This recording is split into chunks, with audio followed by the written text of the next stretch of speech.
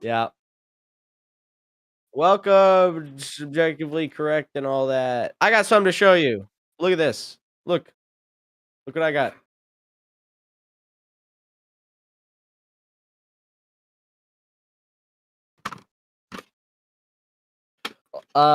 Yeah. It's technically a popcorn bucket, but it's kind of a terrible popcorn bucket. It can't even hold like a medium bag of popcorn. But a little ill-advised considering the only two you can get are Maverick and Goose. And Goose, it's like you're opening up the top of his helmet where he crushed it open on the cockpit to eat the popcorn out of his head. No, but I got to watch both Top Gun movies in theaters again. I keep saying both in theaters again, but that was the first time I'd seen Top Gun 1 in theaters. So, I got to watch both Top Gun movies in theaters. I miss good movie. It was fun. Good movie was a fun time. Not like, melon and granola bar. Star Wars melon and granola bar.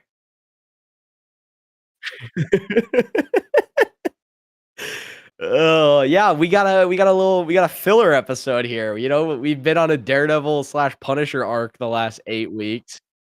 We got we got we got Glormple Duke and Schlobelop, that comes out tomorrow technically, is I think the first you could be able to get Thursday tickets, I think.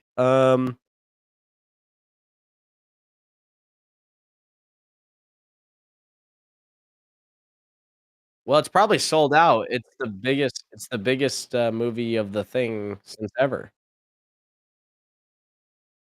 Let's see. Let me check my local AMC to see if they have tickets for the Monkalookan and Scoobalog. Um, oh my gosh, every seat is available. On Thursday! No, okay, well, I chose a weird time. Let me look at a later time, you know. I couldn't even have planned that. Every seat was available.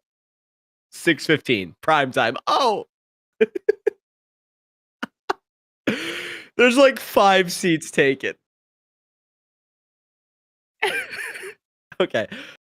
Yeah, I mean, look, I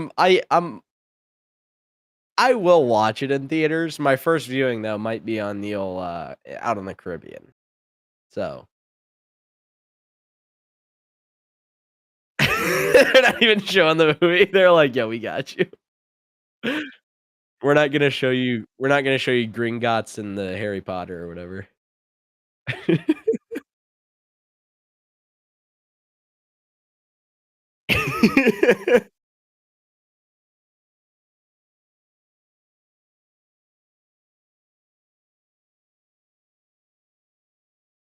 Dude, it comes out tomorrow.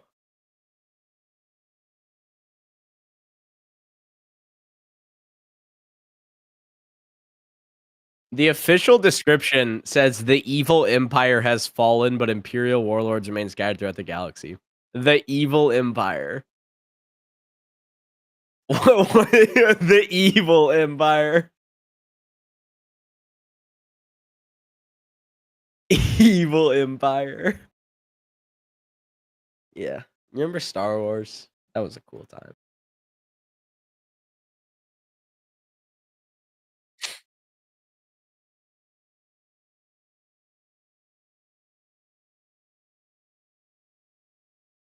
No, I don't remember being in a good place after the 3 that were terrible, but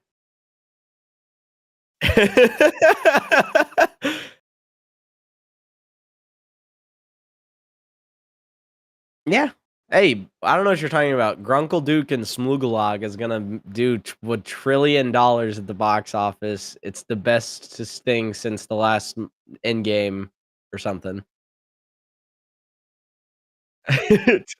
Look, as I saw the early preview, Mandalorian and it soars and it's hopeful.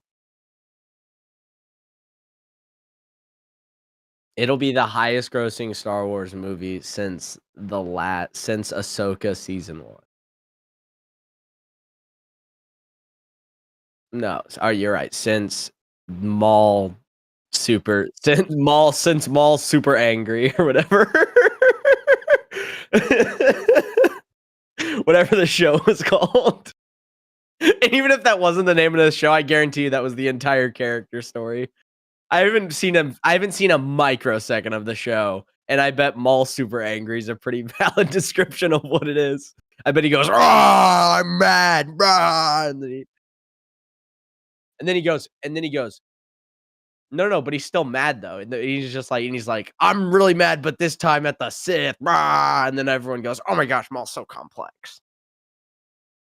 And Sam Witwer's like, "Maul is actually the key to Star Wars."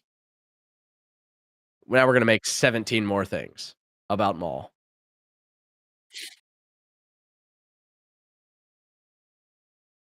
That's really low for a Rotten Tomatoes score. Aggregate. What's okay, if I say really bad movie, what's the first thing that comes to your head?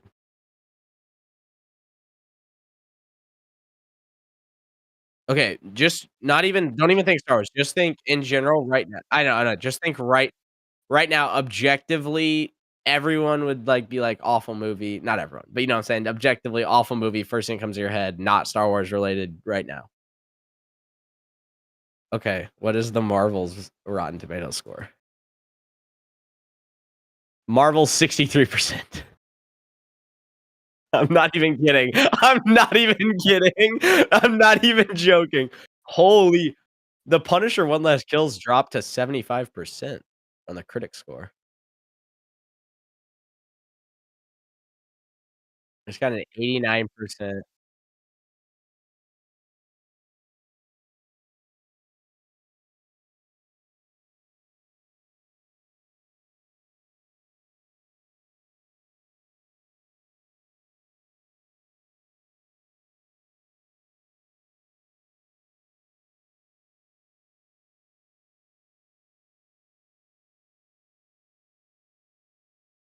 Yeah, and you know how many viewers it's gonna bring in? Less than the greatest MMA fight of all time. Because this weekend, me and Jake had the pleasure of watching Ronda Rousey versus Gina Carano. Um, so it did really well.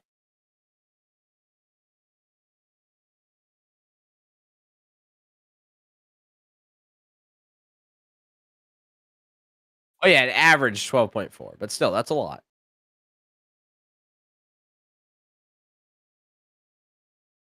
I'm guessing it was probably towards the end. All I'm saying is they said sold out main event, and that stadium was not even close to sold out from I wouldn't go as far as to say empty, but it was n definitely not sold out from inside, like, just from the camera looking up and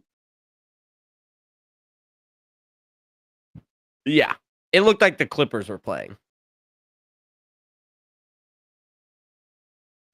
which, like, so me and Jake, we happen to be something of MMA fans, I would say.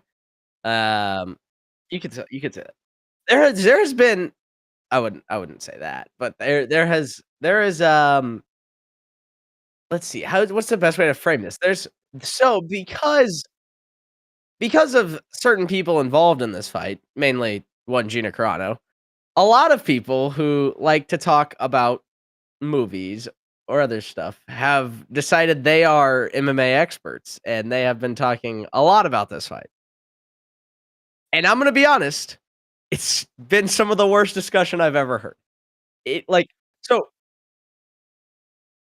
sometimes, but even just in general, because first off, I'm not gonna sit here and be like, "Oh, this is a disaster." 17 million is huge. I think they even say in this article there is the first Paramount Plus fight, which in fairness was Paddy Pimblett versus Justin Gaethje, so it's not exactly a fair comparison, but was average 4.96. Now for Paramount Plus, not bad. UFC especially.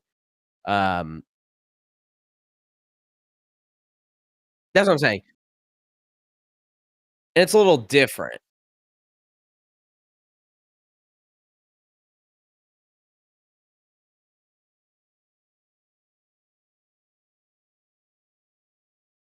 I have opened this image and I can no longer close it.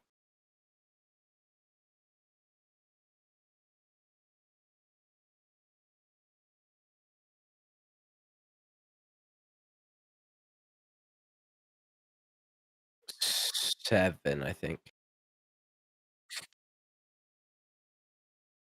No, but they all suck, that's the problem. So no, it's the problem is it's not bums. It's up and comers or it's old it's up and comers fighting old people, and then Mike Perry fighting an old person, and Francis Ngannou fighting a guy who wouldn't even reach top 15 in the UFC, like exactly. So it's like, there's that. Look, I don't think we said this, you can go back and look at our old stream where we talked about this. We were early on going like, "If you think this main event's gonna be an entertaining fight at all, you're insane."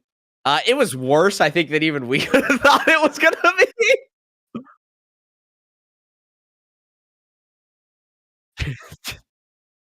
There might be a punch. There might be a leg kick.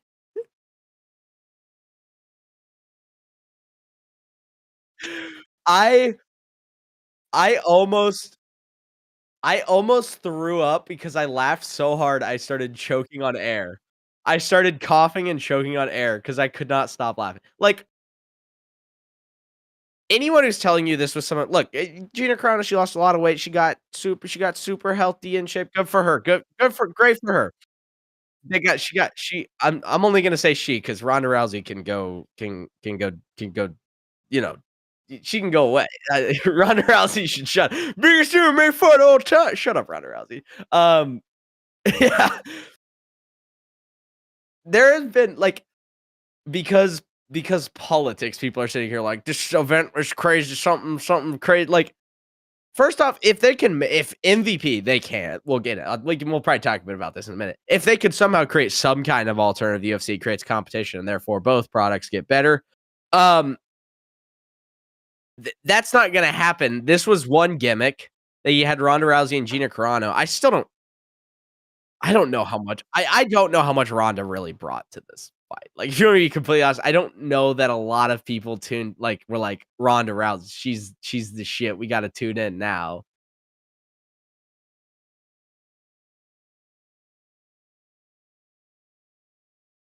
I mean, mixed, I think. I don't think either would have brought that many on their own, but I think mixed, they brought in a lot. But it's like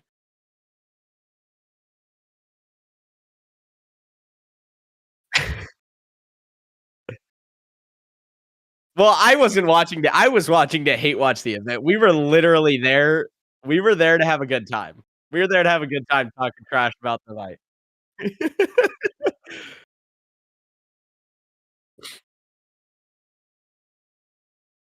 I'm not gonna sit here and shill for the UFC. I'm just saying it's not this has brought a new wave of people who think they know what they're talking about saying anything. I saw someone show a clip of Ronda doing basically the exact same sequence of taking someone down and arm barring a training partner before the fight, and they said, "This is proof it's scripted." And I'm like, it's like, holy the UFC people who always call, like, people who don't wanna watch grappling in the UFC casuals, and those casuals were, like, grouping up to make fun of the new Netflix MMA fans. They were like, it was all like, I like a first round knockout as much as the next guy, and basically every fight on this card. I think the France and Ngannou fight was the only one somehow that made it out of the first round.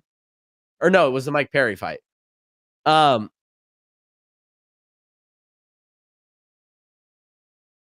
yes, but it's like but it's not those are first round knockouts are fun when it's 2 of people on the same caliber fighting. It's like, "Oh my gosh, he just got put down in the first round," or at least some in the same ballpark.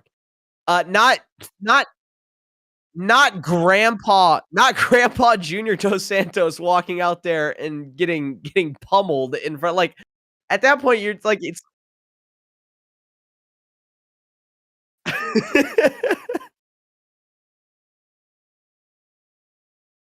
Yeah,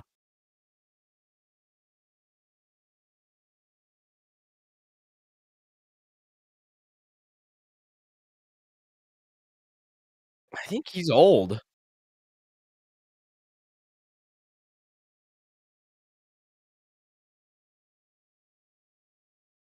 Well, so the guy Francis fought, Felipe Lins Felipe Williams won the PFL tournament like a couple years ago or something like that. Um, yeah, but I mean, like, I'm just saying. Hey, Jake. Your mic is muted. You forgot to unmute your mic. Dude, that's crazy. All right. It's been a while. That's unfortunate. Anywho. I'm glad I checked that. Yeah, that would have been very unfortunate. Yeah. Well, it was unfortunate, but it doesn't matter because we're not talking about anything important. Yeah. So anyway, as I was thinking, what was I about to say? Yeah, it's like, I guess it's cool they did 17 million. The Mike Tyson Jake Paul fight did like 65 million, or something like that. Yeah, which shows also, you, like, I still don't know how many UFC fans are watching. I don't know how Netflix calculates this number. I don't know. I don't really understand where this comes from. Either way, also they could very well. Go ahead. The more problem is they're like sitting here like, oh, this is the anti-UF. We're not anti-UF. We're competing with the UFC. It's like there's no compelling fight they can. Francis Ngannou doesn't sell. That's why they had him third billing on this card. They had they're calling him the lineal heavyweight champion of MMA as third billing on a Gina Carano Ronda Rousey. They had him under a bare knuckle fighter fighting an old Nate Diaz. Yeah, like they called it a triple main event, but like he wasn't even the co-main. The technical heavyweight, like the heavyweight champion of the world who didn't lose his belt, not being a bigger draw than old ass Nate Diaz getting his face beat in by the king of violence is like, who's also kind of embarrassing. Not in his prime. Love no, Mike but it's Perry, like Mike Perry. But... Mike Perry could probably sell a couple fights with against some people, not that well. Yeah. There'd be way less viewers. But it's like Jake Paul is a draw that if he ever wants to do MMA, just because I guess people want him, like people want to see Jake Paul get knocked out. That's why people love. Yeah, but it's like they can't. They're never gonna have people who are high level are gonna go. They want to go to the UFC still. Yeah. Like. The fighter pay thing is an issue, I guess. If people want to be the best, that's why they go to the UFC. Yeah, people who actually want to be a champion and want to be great go to the UFC, and people who are either past the point in their career where they think they can do that, or just at a point where they don't think they're ever going to be able to do that, then they'll take these, MVP, they'll go Bellator or whatever, because a lot of them pay a little better. Well, Bellator's gone. Yeah, but so is PFL. There's a trend here. There's a reason they don't stick around. It's because they pay a bunch of money to a couple fighters, and then instead of paying a bunch of fighters a decent amount of money like the UFC does, and then actually like being able to maintain a large pool of competition. That's why some of the most competitive divisions in the UFC right now, you could list easily 10 guys that you think could be a future champion. Yeah, and it's like, I don't know. I kind of think the fighter pay thing. Look, it's low yet, like comparatively to other. It's also athletes, it gives them a platform for Hold on. sponsorships and stuff like that. I think it's a little low in general. The main problem I think the UFC has is they have like pretty bad insurance, which is like kind of an but it's like they should probably have really good health insurance. That should probably be the main thing, like that extends after your UFC contract type of thing. But to be honest, I think it's kind of the top guys who get views should probably get paid a lot. Other than that, you're kind of just asking for a business to fail, in my opinion. And I know that's probably an unpopular opinion. Yeah, but it's like people who look. I know I'm sitting here. It's like, oh, you shouldn't get paid that much. You're getting beat. Like realistically, I think out of athletes, probably MMA should be the higher paid. That's never going to happen though. Instead, we're going to give NBA players $50 million to be boring. Like, yeah, everyone wants to be paid NBA numbers, but the problem is the NBA doesn't even really make NFL numbers. Okay, the NFL brings in a lot of viewers consistently, and they don't have to incentivize them to play the bet. The problem with how boxing does it is you have to pay $75 million to make one guy fight another guy because the best don't fight. Whereas in the UFC, if they're all employed by the company, they can kind of just get forced to fight the best. Like it's kind of just how it works. So you lose that, you lose the profitability, and then you got to.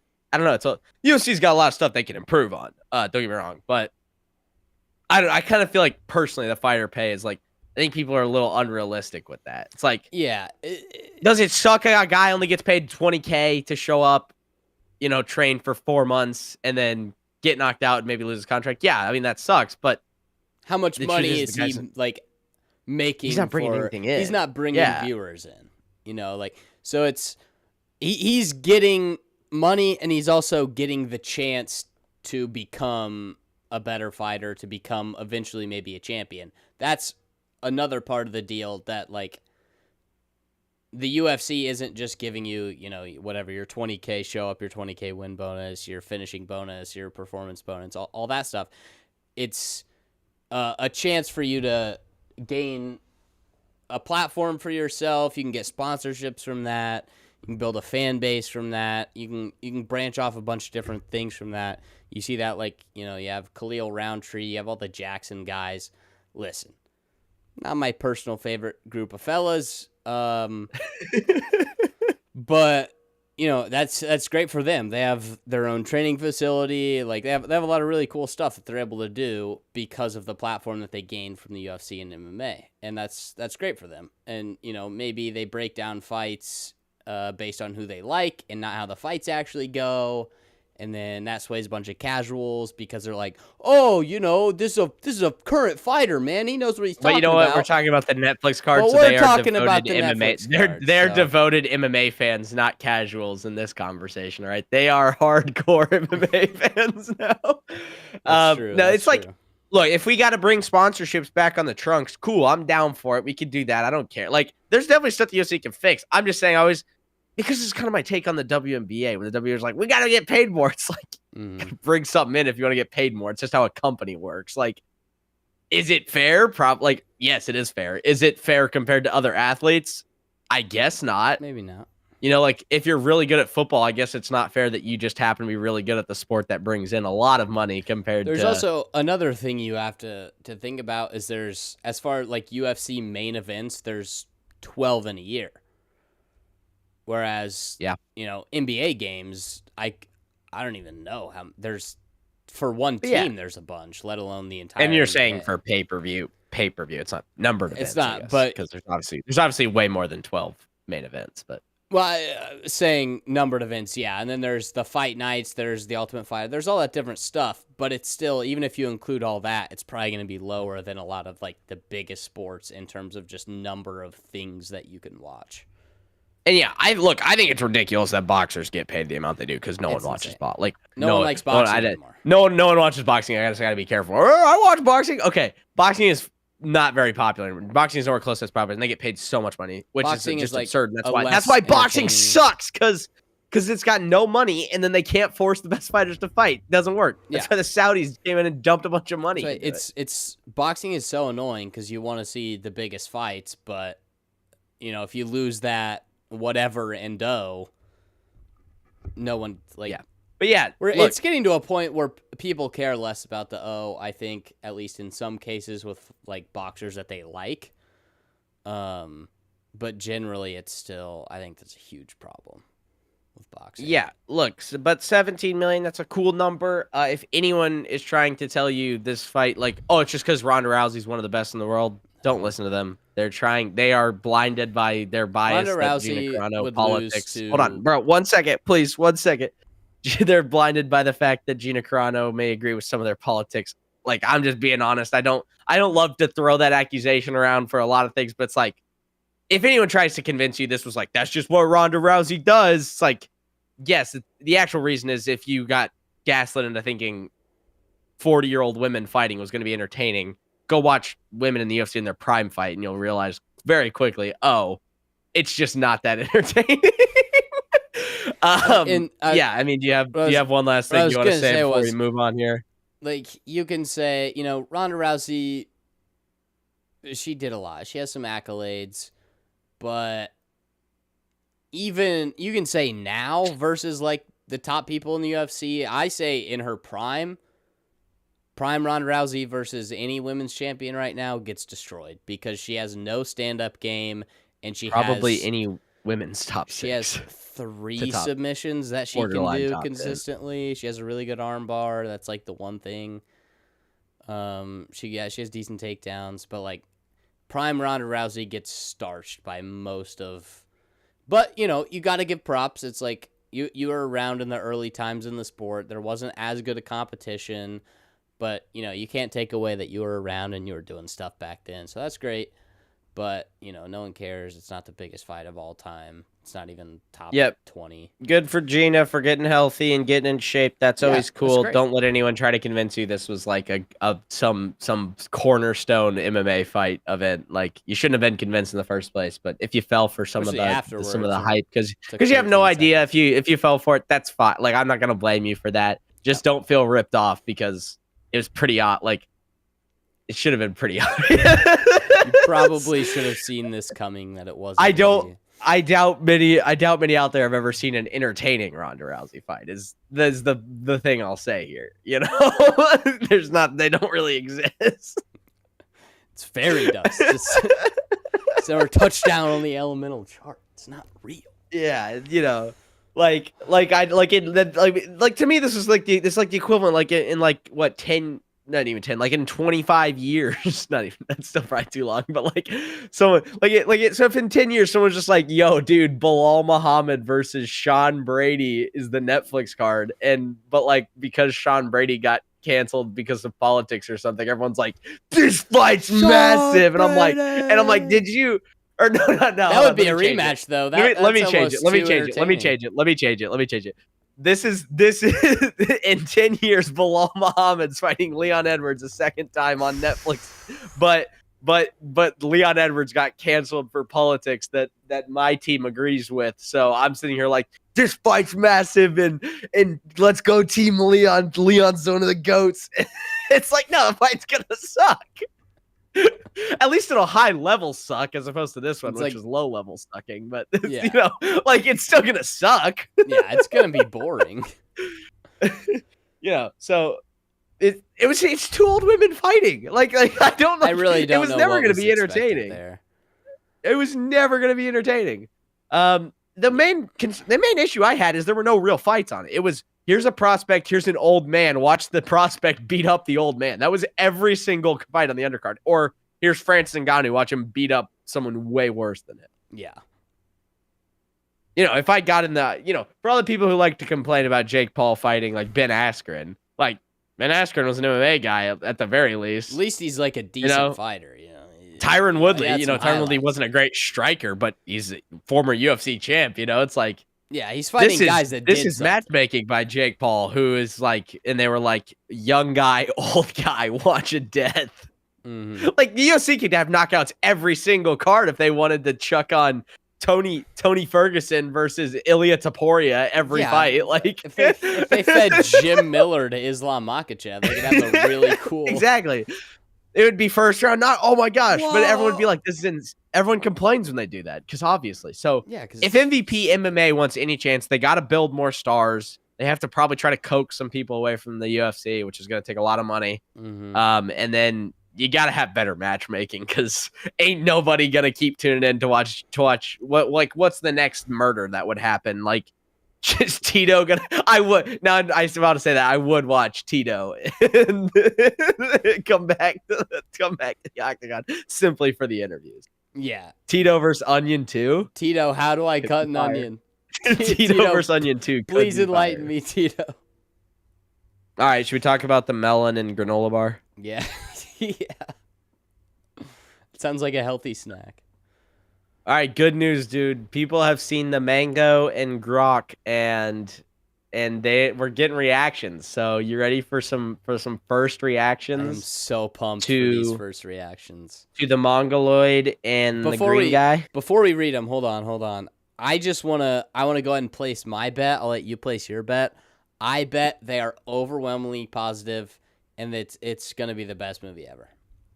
I won't place a bet because I've read most of these. Okay. Blah blah blah, first movie, blah blah blah. I'll read the first one. The mango and grungadongo, in the marketing had me worried, but this movie is actually a lot of fun. Yes, it does feel like a supersized, high-budget few episodes of the TV show, more of an adventure of the week than a huge galactic event story. Holy, that was a word salad. If you like the show, you'll love this. So that's bad news. I don't think he realizes how scathing of a review that actually is, because he was obviously trying to be really positive. That's extraordinarily negative. If you have bad, if you like the bad show, you'll enjoy the bad movie. All right, you got Eric Davis here. Eric Davis, Star Wars is back on the big screen, and the Schmandolorian and Gromgup is a thrilling adventure full of big fights, gnarly creatures, and plenty of adorable Gromgup moments.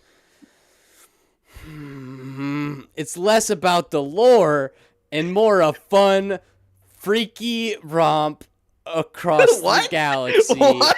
I really dug that about it. Also, Grogu getting freaky. Also, really dug. Can you show more? No. If I have show more, it's gonna boot me to X. Oh, okay. Let's go sentence by sentence on that. We can Here. All right, so it's a thrilling adventure, whatever. I don't care. Plenty of adorable Grogu moments. That's a massive red flag. That means it's probably a bad movie with a bunch of, oh, look, a cutesy, smoochy, poopsy, whoopsy, poo. Look at the 50-year-old man. I'm sorry. Less about the lore and more about, and more a fun. Can you bring the? Sorry. Less about the lore. I'm sorry, what? No, it's more about a fun freak off. More about a fun freaky romp. Pull up the video. You know the one I'm talking about. Pull up Pedro.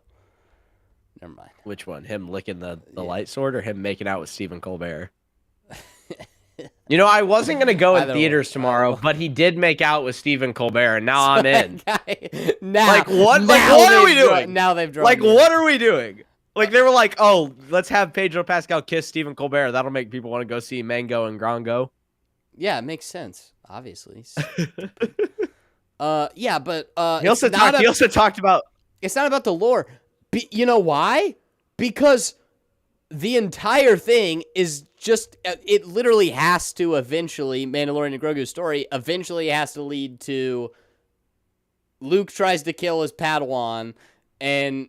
Because he had a nightmare. And the universe gets ended, and the New Republic fails, and the First Order takes over. Hold on. All roads lead to Luke had a nightmare, tried to kill his nephew, and then died because tired. And then died because he got sleepy. It's worse. It's worse than his mother dying of sad. It's way worse. There's at least a line that said she lost the she. At least there was a line that was like she lost the will to live. Whereas with Luke, they're just like, by the way, he's like dead in childbirth. Which, you know, in super advanced Star Wars science time, she's probably not going to die in childbirth. But it's happened before. No, it wasn't the childbirth. She just lost the will to live. I know. But I'm saying you could say contributing factor. She was in labor. Luke, it was just like, he's freaking sleepy, man. He was on a Zoom call. He got tired. That blue milk was poisonous. That blue milk had turned. Let me try to do the face. It's the face he makes. All right, my turn. From Timothy Chalamet. The Mago and Gradugo is thankfully... Sorry, Tom. Tom Chattel Bash sounds like something we would say to make fun of Mandalorian and Grogu. the Tom and Chattel Bash. The Mandalorian and Grogu is thankfully, dude. Like, can I just the worst part about it's the Grogu. Like, something about it just sounds like you're forgetting how to speak when you get to the word Grogu after saying Star Wars, The Mandalorian, and Grogu. It's the goo. I think it's the goo. Is thankfully a Star Wars adventure worthy of the big screen. I highly doubt that offers plenty of galactic fun for the whole family. Favreau, right? Oh wait, hold on. Pause. Before I do that, I will say the extended version of this tweet mentioned Ludwig Jorgensen's score, and that's remember the name Ludwig Jorgensen. We'll be back to that on a separate topic. What was it? Where was I? Favreau rightfully chooses to take this IP back to its Eastwood-esque space western roots as he effectively expands this world. Instead, I'm opening Twitter. 1 second. Holy, this guy's yapper. Instead of constricting it, introducing a myriad of exciting new locales, characters, and gnarly creatures. I feel like that was a Wildcrats intro. Alan Alan White's Rod of the Hut, a huge standout. The set pieces have needed. This guy needs to use commas. The set pieces have needed visceral flair and brimming with that infection. This is all one sentence. With that infectious Star Wars energy I've been missing, especially in theaters. There was one comma in that full sentence, by the way. Why is Rada the Hutt a standout? It's Rada the Hutt. It's not out of this galaxy good. The story needing far more meat on the bone and the growth of our main duo lacking still. But as someone who went in with relatively low expectations, I had quite a bit of fun with Mando and Grogu.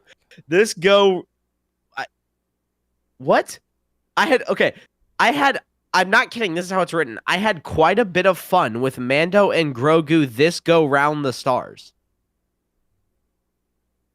Mando and Grogu this go around the stars is, again, this guy needs to use commas. Yes, Grogu is still adorable as ever. See an IMAX, full review Tuesday. Right.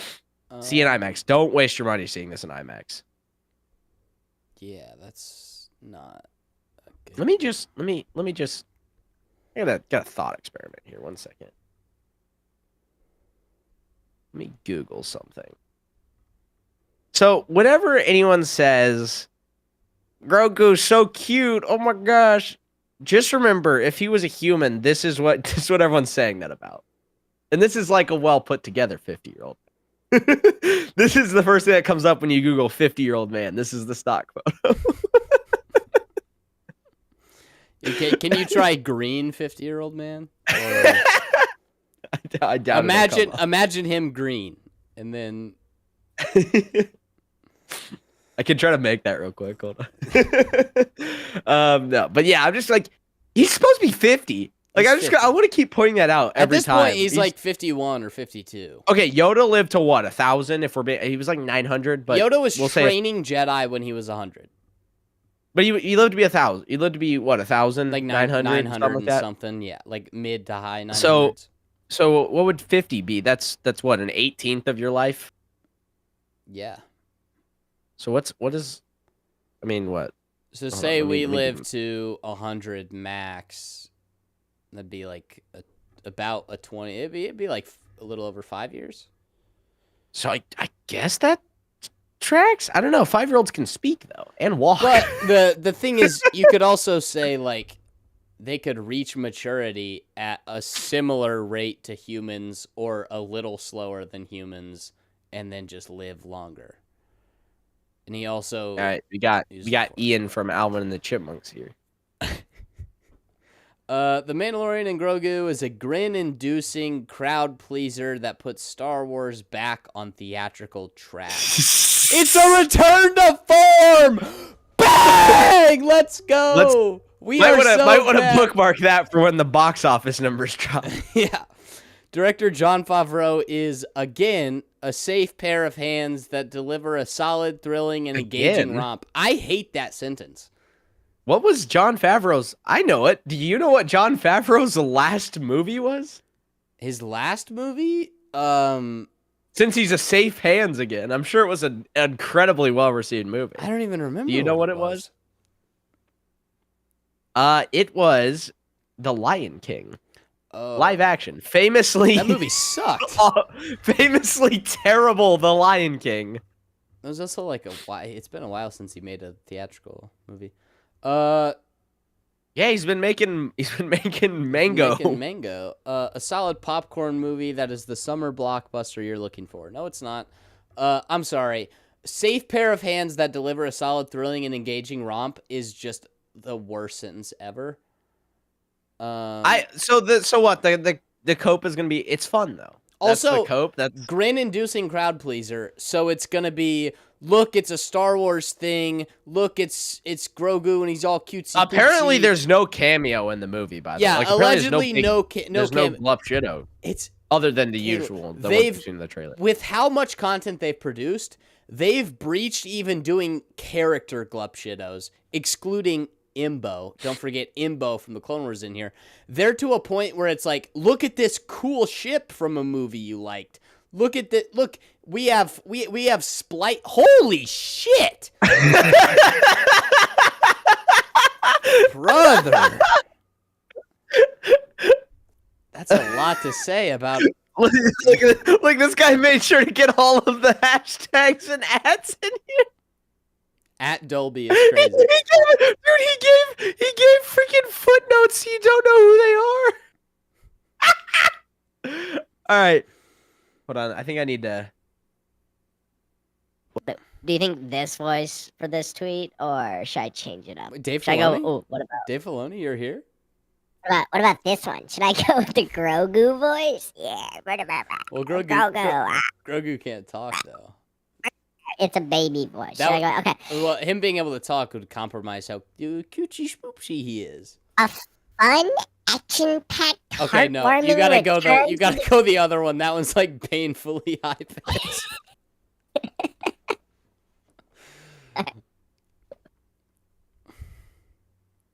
But What about this one? What if I go super deep? Oh, so sorry, I forgot.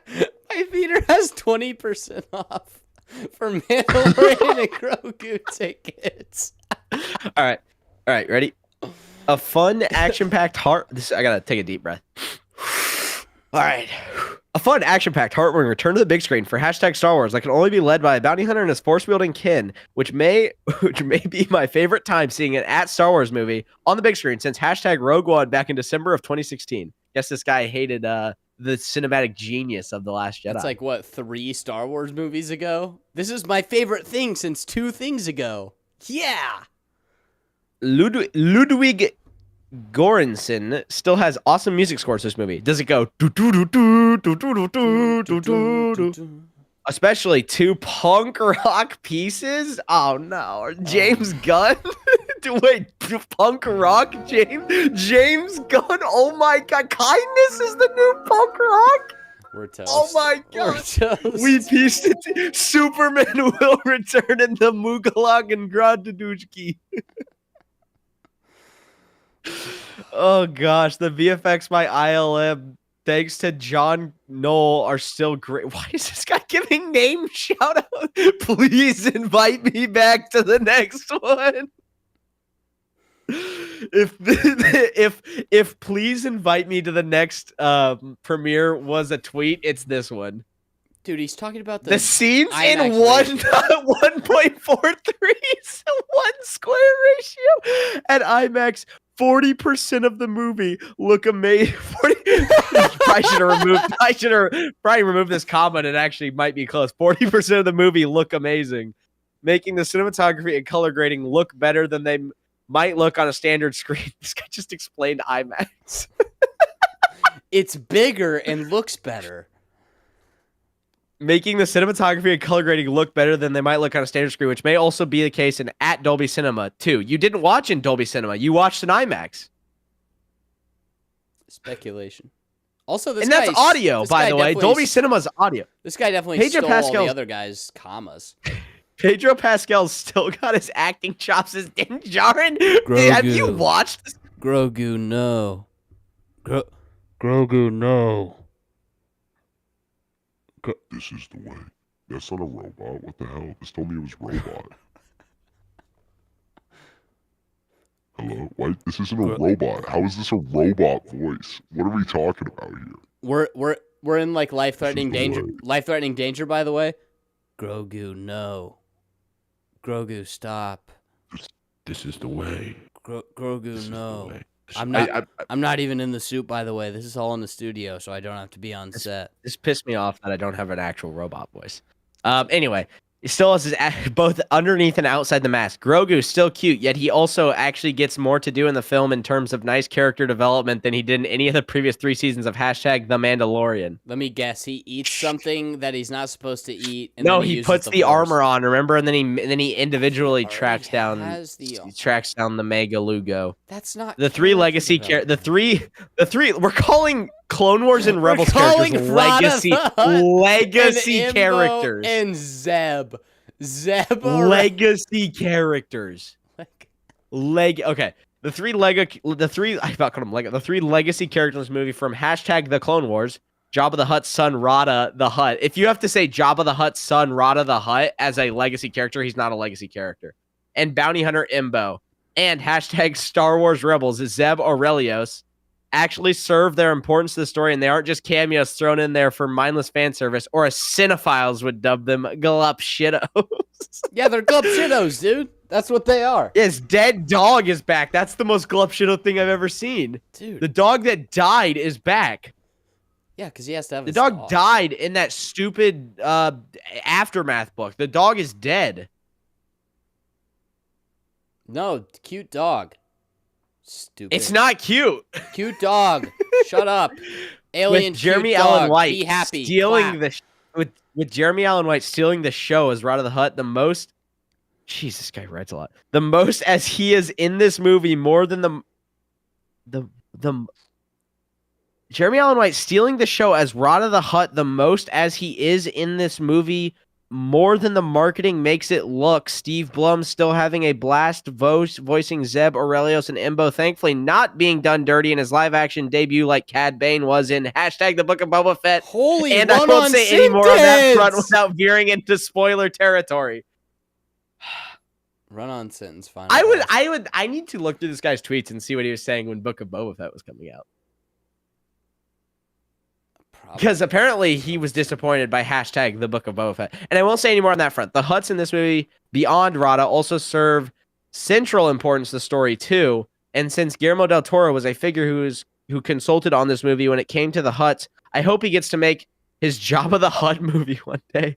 A couple planets we see in this movie, now Hutta and Shikari, have cool environments and a lot designs for the droids. Aliens/creatures and ships look amazing too, especially on Shikari. Just go in expecting a story that is straightforward. Don't expect any major surprise cameos, and don't expect to see too much of Sigourney Weaver's Colonel Ward. I'm gonna give this an 8 or 9 out of 10. It's straightforward and simple. 90. This is 9 out of 10. One of the best movies ever made. That was some of the most that was insane. That whole thing was like 4 sentences too. As far as actual periods go, yes. That's one we just did. Just no. Oh god. The Mandalorian and Grogu, Ludwig, never asleep at the wheel. His new themes and motifs are just as addicting as ever. If it wasn't already obvious, he is invaluable to the whole Mando franchise. Listen, I think the Mando, the rifting, it was cool. I think it's cool. But it was not in every single... I think they need to stop spamming it every second he's on screen. It's great. Do more stuff that sounds kind of like that has that style, that isn't just that. That's how you build on... Oh my gosh, Baby Yoda, he ate the milk.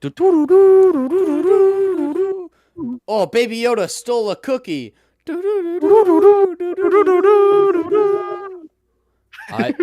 Baby Yoda. Grogu, don't eat that cookie. He eats the cookie. No, baby, you shouldn't have eaten the cookie. Oh, we got a fun one. How about this?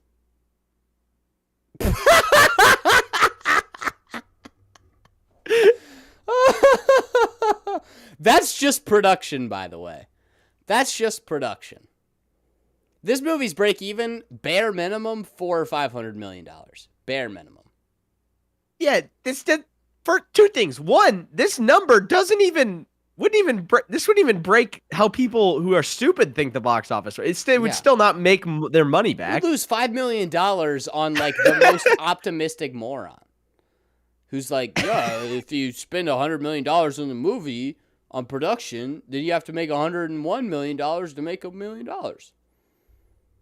which is obviously not true. He's invaluable to the whole Mando franchise. Sorry, I'm trying to find... This guy tweets a lot about the Mandalorian and Grogu. Well, he looks like he would. He looks like he would. I bet he loves Dave Filoni. I can tell by his face he's probably a big Ahsoka fan. Dude, I want to get to a tweet that's older than a month. Holy crap! This guy only tweets about the Mandalorian and Grogu. Well, it's peak fire cinema. Stupid. 10 hours ago? Is this a bot account? I don't remember how to check profile. I don't remember how that works. I mean, he's paying for Twitter Blue. He joined in January of 2026? Oh my gosh, this is definitely a bot account then. And he just got verified this month. That's a little suspicious. Okay. Sure. All right, next one. From Perry Nimrod. Perry Nimrod. The hashtag the Mandalorian and Grogu. I am just defenseless against Grogu and the Anzellan droidsmiths. Irresistibly cute and also a filmmaking feat I cannot get enough of. We've been doing tiny creatures for a while, dude. Filmmaking feat? They're just little ugly things. Rada the Hutt, not as much. Live action Hutts are a challenge to pull off. A gladiator Hutt, even more so. And it didn't help that Rada's dialogue was often too on the nose. He did grow on me, but it feels like there was a more compelling way to convey his place in the world and his mission. So a better version of that is characters that can't speak and don't convey their. A good deal of the visuals are stunners. There's a lengthy oneer that I'll be thinking about for a while. Oh gosh, there's a VFX garbage oneer. Yeah, it's probably a VFX slop oneer where nothing. When it came to the big action set pieces, though, I did prefer the practical and grounded to the. I guarantee you, there's very little practical and grounded. And the digital heavy creature material. For example, the opening of the movie, fantastic, but some of the creature heavy mayhem felt a bit too muddled to fully appreciate. My personal The Mandalorian and Grogu MVP, Ludwig Göransson. He's got 3 Oscars now, so this is probably obvious. But every production with him on the roster is so lucky to have him. I still cannot get enough of the Mando theme and was energized over and over again as Göransson kept working it into the film. So we were just joking about it. Every time. Overall, it's a good time. Not the most cohesive narrative. But still one brimming with creativity and ample opportunities to make the most of the movie magic and cinematic spirit the Star Wars franchise affords. Not very cohesive, but it's basically peak fire Star Wars. It doesn't make sense. Some of the main leading characters are dumb and have terrible motivations, but it's peak though. Oh, I guess I could have showed all that on here. Whatever. All right, Jake. Bill Bria. Mandalorian and Grogu. Finally, they made a Star Wars for me to a Star War, just one for me to despise. Some cute moments can't save it from feeling terminally dull and offensively inoffensive. Hey, feels like marathoning the up. blandest episodes of the show that are also totally inessential, a waste of time and potential. This is exactly what I think the movie's going to be. It's going to be. It could have been an email final boss. I mean, yeah, I think that's making a point of like you can try to do the cutesy crap, but like if your story sucks, nobody gives a shit about Schmogu. Oh Lord, that's such an ugly poster. Oh my God. Ugh. The Star Wars Mandalorian and Grogu. That looks like AI. That's terrible. All right. The hashtag the Mandalorian and Grogu is as expected. Oh, so it's ass. All right, cool. Thanks. Right. Next up. All right, this. All right, ready? Your turn. I liked Mandalorian and Grogu way more than I expected. So it's slightly better than ass. Okay, cool. Next one. Mandalorian and Grogu is one of the weakest Star Wars movies. An emotionless, predictable experience that doesn't push Din Djarin anywhere interesting. Oh, so it's exactly like the show. These are all really making a lot of sense when you piece them together. Dull, unexciting fight scenes, just CGI monsters, action figures mashed together, a long, colorless, made-for-TV movie. It is funny that he tweeted that with an image that actually has a decent bit of color. Yeah. Got some greens back here, some more green than the original Lanterns trailer. All right, Courtney's turn. You ready? Mandalorian and Grogu is a ton of fun, a perfect summer movie, action-packed with a lot of humor and heart, not episodic, a fully cinematic journey. Grogu steals the show. See it on the biggest screen possible. It's his movie. I don't think he can really steal the show. Have you seen the marketing? He's a title character. He can't steal the show. This is like when people He's were also saying. been the only This is like when marketing people character. saying Superman stole the show in Superman. No, he didn't. It's his show. It's his thing. Most people are saying Lex Luthor stole it. They were saying Lex Luthor, or they said Mr. Nicholas Turk Hoult stole the stole show. But there was one in particular that I remember seeing that said David probably Cornsweet Soups. stole the show. He can't steal the show. It's his. That's like saying Christian Bale stole the show in Batman Begins. Probably. He was just so good. It was probably Soups. That's like if the you Dark know Knight. the Odyssey that's is like- an old movie. It's like if the Dark Knight was called The Dark Knight and Joker, and people were like, "Man, Heath just really stole the show here, man. He's really stole the show." Stole the spotlight, I think. You can is say more the of an- spotlight. Anyway. It's just dumb. See it on the biggest screen possible. No, it's made. You know, for Disney's television. marketing, I'd recommend probably avoiding that based on the volume. Yeah. A perfect summer movie. You know, a perfect summer movie. Top Gun Maverick. F1. Top Gun Maverick is one of F1. the best summer movies of all time. F1 was a great summer movie. Even Barbie as like, you know, I don't love Barbie. I think it's all right. It's a good summer. It's a good summer movie. It's a good vibe for summer. Bullet Train. Bullet Train was a good summer movie. This, if it wasn't awful, maybe, you know, a little fun action adventure with a decent story, that makes a good summer movie. Yeah. All right, from Griffin Shill. El Macho. He's not even shilling for it. Mandalorian Grogu is fine, an inoffensive, technically impressive spectacle that's kind of a snooze fest. Can we stop saying, oh my gosh, CGI, technically impressive? It's like, that's not technically impressive anymore. Very much structured like an abridged season of TV show. So Baby Yoda drinks all the milk. Cool. What do we got here? An energizing, action-packed adventure that any Star Wars fan can We're enjoy. skipping. We'll skip. No. We don't gotta. We're not gonna read it. I'm not gonna read the same thing. Very fun 2-hour bottle episode. The little Babu Fricks steal the movie. Who we got here? Rachel Leishman. Let's see what she's got to say. The Mandalorian and Grogu is a perfect expansion of what the show set up. She calls him Baby Yoda. And his dad. It's like she can't remember their names a minute after, like a sentence after she just typed them. I love Star Wars on the big screen. Shut up, Rachel Leishman. Also, she just Go back to confirmed if you go back up, the Baby Yoda Babu the hell Frick is people this side AI? quest is going to take 20 minutes of screen time. Oh, Ew. looks terrible. What is that? He looks old and like a baby at the same time. He looks 50. Looks like a 50-year-old baby. Before the dark side, but before. So now we're doing the. Eric Voss is doing the. He's doing the. We all agree season 3 sucked balls, but the season 1 and 2 peak fire cinema is back.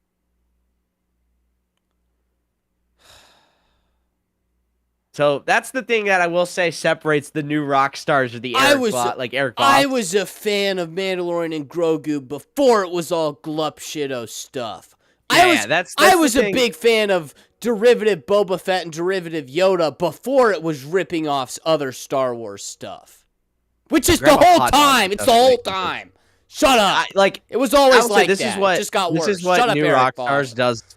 New rock stars does this a lot, where they're like It's peak. they'll. And then when the next thing comes out, so it's if you like, if all you right. Hey, it had its when you watch the problems. Marvel movie, their breakdown of the Marvel movie, they like go through all the Easter eggs, and then they'll end it by saying, you know, the movie. Some people have been been kind of critical. You know, you gotta not think about it too much. It's really fun. It's a fun action adventure, and then the sequel comes out or the next Marvel movie. It's like, while things have been rocky over the last few movies from Marvel, this finally is back. Like, so that's what he does in this tweet. Even here, he's like, I saw the Mandalorian and Grogu fans of the series before that season 3 stuff that we all said was kind of weird, even though I could probably let me pull up New Rockstars Mandalorian season 3 finale breakdown. Let's see what they had to say about it.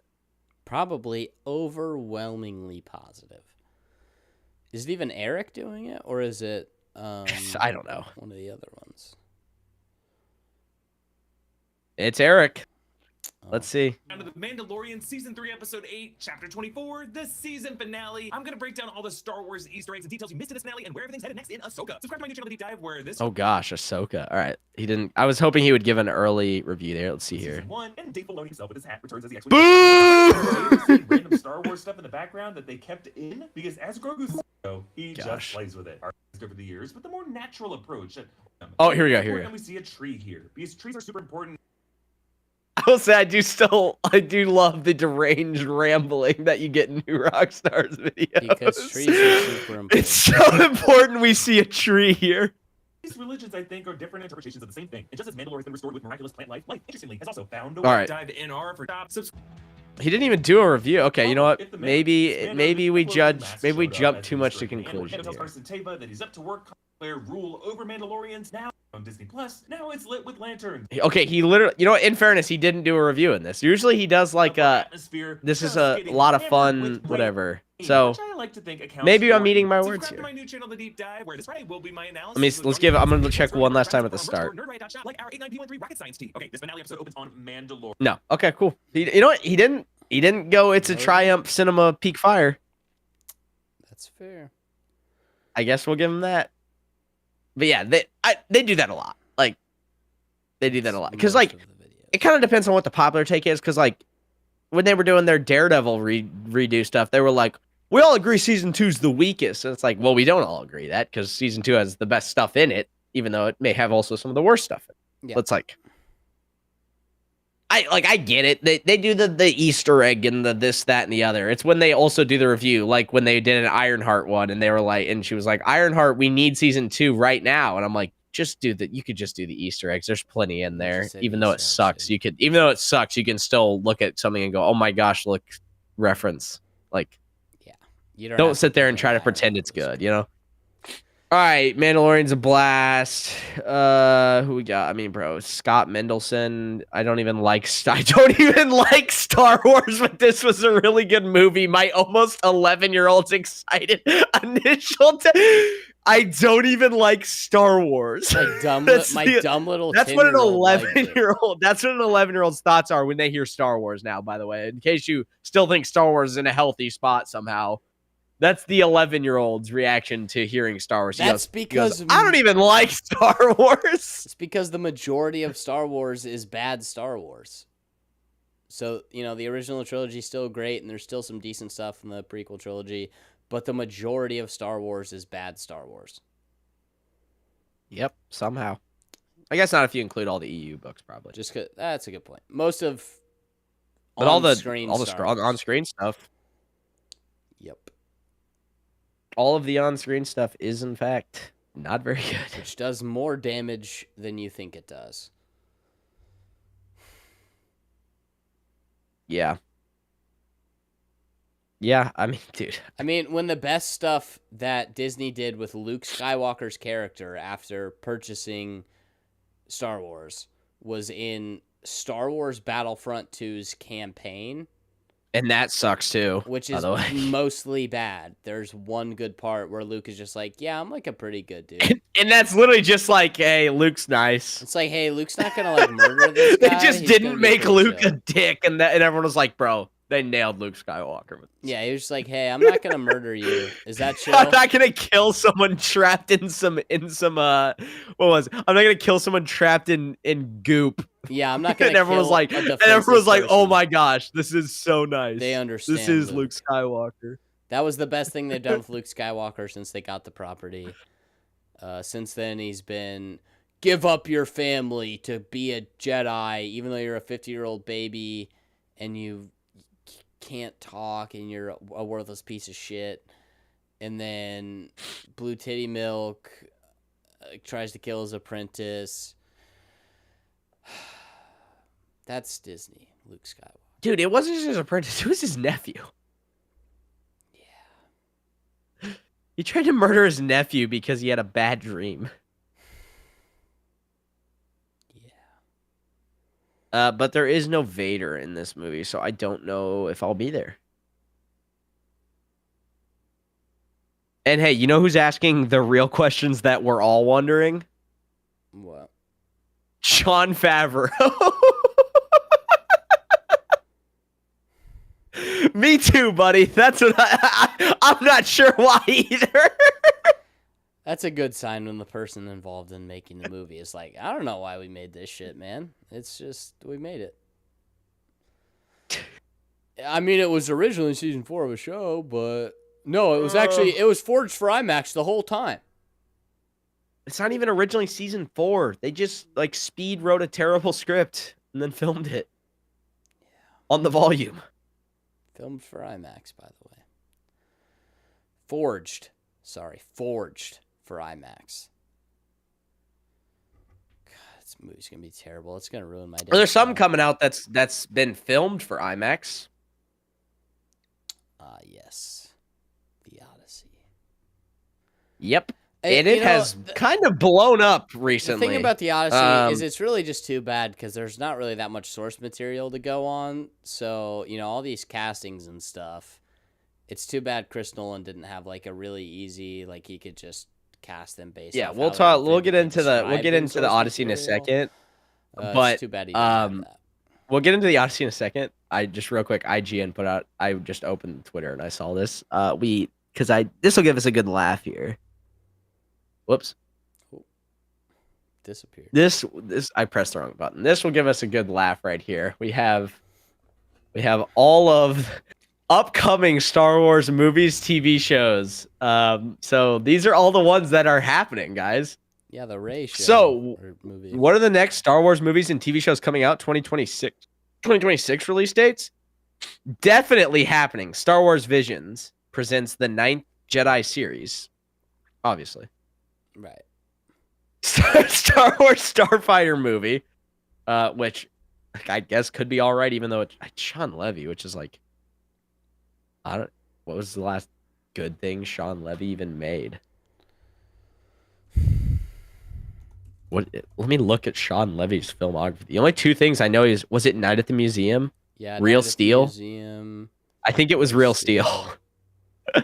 I think Real Steel might have been the last good thing he made. Yeah, because you made the Atom Project. That wasn't very good. That was okay. It was You know what? kinda Free fun. Guy. Free Guy's pretty solid. I'll give him Free Guy. It's not good. It's kind of fun. It's pretty good. It's pretty fun. Free Guy's pretty good. It's a good time. It's pretty good. It's a decent story. It's not anything incredible, but It's not, it's not as bad as Stranger Things season 5.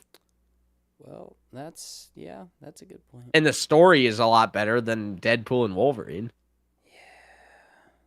Apparently, he made an animated Night at the Museum movie. Ahsoka season 2. That'll obviously go really well. Maul Shadow Lord season 2. All right, now we got in development. We got Dave Filoni's Mandoverse / New Republic movie. Charmin Obaid Chinoy's new Jedi Order / Rey movie. It's happening. Don't worry, guys. It's happening. No title. It's or happening. Anything, but it's happening. And Simon Kinberg's Star Wars trilogy also happening. On hold or hiatus. Here we go. The Hunt for Ben Solo. Taika Waititi Star Wars movie. James Mangold's Dawn of the Jedi movie. Star Wars Lando movie. Star Wars Rogue Squadron movie. The Mandalorian season 4. The Book of Boba Fett season 2. Carlton and Nick Cuse's Star Wars movie. Canceled / dead. Star Wars Rangers of the New Republic series. Untitled J.D. Dillard movie. Ryan Johnson's trilogy. When's that coming? Kevin Feige Star Wars movie coming. David Benoff and D.B. Weiss's Star Wars movie. Also in the canceled is all of these. These aren't happening, as well as Probably this those. trilogy and this Rey movie. And I think the Dave Filoni one is technically still on hold, but Yeah. I think pretty much only this up. There's even a chance it will ever release. Even Ahsoka and Maul, it's like, Well, Ahsoka's coming out. Ahsoka's coming out in 2027. dude, I feel like they should just. It's filmed and done. It's coming out. That's a choice. You know what else is a choice? The casting of the Odyssey movie. This has gone like nuclearly controversial over the last I don't even think it's controversial. couple weeks. It's just bad. No, I mean it's got caught. I like mean, so. no, I Elon know it Musk is. tweeted. I'm saying- Hold on. Let me set the stage real quick. Let me set it up. Real quick. Let me set it up, and then we can ramble. Elon Musk tweeted about the casting, which like brought it to another stratosphere. Which like, Elon Musk, emailing Epstein like, "Hey, when's the parties, big dog?" Like, let's not forget that. All right, that was Let's keep that was happened. That happened. Let's remember that. Those happened. emails got leaked, and he was like, "Yo, big F, when's the Bro, party?" And please. Epstein was like, "There's no parties here, bro." And they were like, he was like, "Shh, Dude, that's like when you're Elon Musk is playing was trying tag to as get a in. kid, and you're like, "Oh, it's not my game, bro. I don't know. It's not my game. Yeah, I don't know yeah, if I yeah. can let you in. It's not my game." Elon was too lame. They didn't want him on Epstein's island. Like, just remember those emails did get leaked.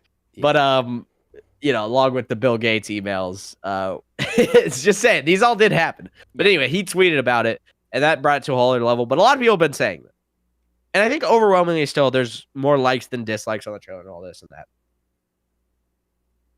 So the main two, I believe, the three, one has completely been like forgotten because how insane some of the other two are. So it was, I don't know how to say her last name. I'm sorry, Lupita Nyong'o, I think, or something like that, as Helen of Troy, and then Elliot Page, rumored potentially to be Achilles of some kind. Achilles Ghost. It was more likely. I'm spacing on the name, but it's like a different. It's like a so dead more person likely from seems Achilles. like right now Achilles Ghost. People have then since been saying maybe it's Elpenor. Yes, I think. Elpenor. Either way, like, yeah, just transgender is a whole thing we're not going to get into. If you casted Danny DeVito as Achilles, I'd be like, what? Yeah, if you cast a It's 5'1", a 5'1" person, 5'2" dude. Yeah, it's like it's Achilles, and I know it's a broken down Achilles. well, say Achilles or blank Greek soldier, they're 5'1" and 100 pounds. Like, no. Yeah. So, and broken down Achilles, have old Brad Pitt do it. Yeah, and I get why all these really took off. I honestly think the whole thing, I just wish they were Greek. I don't want them to be white. I want them to be Greek. Everyone is like I'm not a bit, or at least tried. Like 300, they at least like did the voice. They like they're talking in American accents in this trailer. Robert Pattinson saying "daddy," and Tom Holland's like, "My dad's coming home." My dad's coming home. Stop. Like, if you want to, so the Odyssey is a perfect example of this. There's like one film adaptation of the Odyssey, and it's "Oh Brother, Where Art Thou," which takes place in America, but they are able to do it because they took the Odyssey story and said, we're going to adapt this in its own unique way, not doing a direct adaptation of the Odyssey. Nolan is supposed to be doing an adaptation of the direct story of Homer's The Odyssey. So it should be Greek. Like it's absurd to me that they're not Greek, or at least not even doing an accent that could or at be least Greek. Look Greek or sound Greek or something. Like, so what? So I mean, it's Greek mythology, right? So the Lord of the Rings is English mythology. If they were all American, I'd be like, why are they speaking like that? It's supposed to be British mythology. It's supposed to be English mythology. That's how Tolkien wrote it. So it's like, you know what I'm saying? If you're doing a direct adaptation of something, it should be pretty close to the source material. If someone wanted to tell the same story as Lord of the Rings in a style of how like "Oh Brother, Where Art Thou's" told, where it's like a modern retelling and where it's the same theme, same character development, same character story, but it's told in a completely separate way, that's fine. But if you're calling it The Lord of the Rings and you're saying this is the first true adaptation of Lord of the Rings, I don't want Robert Downey Jr. playing Aragorn, Yeah. Like, I don't know. So like, I feel like not enough people have been calling that out in general. I feel like everyone went straight to the black people in the movie, which is also still kind of absurd, but it's like, I have a problem with the whole thing as a whole. Of like, they could at least do a Greek accent. Everybody Greek. Why isn't everybody? They can at least be. They can at least sound. If Greek. you don't want to do yeah, but those two castings have exploded like to an insane level. That has led people to completely forget Zendaya's Athena, which is absurd to me that Zendaya is Athena. Zendaya is a goddess. It's also like a Greek when goddess. I think of Athena, I think of like, obviously it's a god, so she's immortal, but visually as like a person that would play Athena, I think of probably a mid-30s woman, like who looks like a grown-up adult who's been around the block a little bit, not like a young person who's also playing a high schooler in Euphoria. Like, I don't I don't picture that level of wisdom from the god of wisdom, basically, in Athena. You picture like a 35, 40-year-old woman who knows a thing or two, not a 20-something-year-old. And look, Zendaya's pretty. She's not goddess level attractive. Yeah, and bro, Helen of Troy, face that launched 1,000 ships. Look, yeah, guys, come on. I think Lupita Nyong'o is very pretty. I don't think most beautiful woman in the world is. I don't know who you cast there again. Probably someone who's Greek would be a good star. Or not Greek. Where's Troy? Is Troy in Is it Turkish? Is that where Troy is? Well, it's yes, not, Turkish. Yeah. So yeah, and I don't know where Helen. I don't know. Like I'm not gonna say here. I don't know enough about the Odyssey to get like super like up in arms about a lot of like. Look, I get why people are upset about the armor and the swords and other stuff. I wish the history care. bros would talk about like castings and what they're. Oh, I wish they were saying Greek. instead This of should just be. I wish armor. they were Mediterranean. This should be a Mediterranean cast. It is Greek mythology. I'm sure Matt Damon can be great as Odysseus. He's not Odysseus. He's not Mediterranean. I think it's absurd that you would do that. If this is the only time we're going to get a massive budget Odyssey by a director who's dedicated to making incredible looking films. There's never going to be an Odyssey with this much backing and this much potential for a successful blank looking at it. One time ever. They'll adapt this, and we can't get another one for 20 years, 30 years of the Odyssey. And it won't get as big of a budget. It won't have as much behind it. If it does, when it does. It won't be like this. It won't be Christopher Nolan doing the Odyssey with this huge budget and all this stuff. You know, essentially, this is how when Peter Jackson started on Lord of the Rings. You know, it's like this is the one chance to do it right the first time and have it be that is the adaptation of the story. You know. Yeah, I don't think enough. I think too many people got up in arms about these ones because they were like super obviously like, okay, what are we doing here? I think it was insane from the start that they weren't at least trying to pretend they were Mediterranean. Yeah. Bro, they could cast the stupid. They cast the first mate from Daredevil Born Again season 2. Remember how the captain ran away? Imagine that being Odysseus as he runs. But yeah, I think the movie will look amazing. Yeah, probably. That's about the only thing I'm ready to even say. They're like, I don't know, it just pisses me off, and it's like, I think it was absurd from the start. But I get Christopher Nolan wants to cast his people that he knows in his movies, but it's like this is just like, what are you doing here, dude? Look, I think John Bernthal's gonna be great as John Bernthal. That's cool. Guess who isn't Mediterranean? John Bernthal.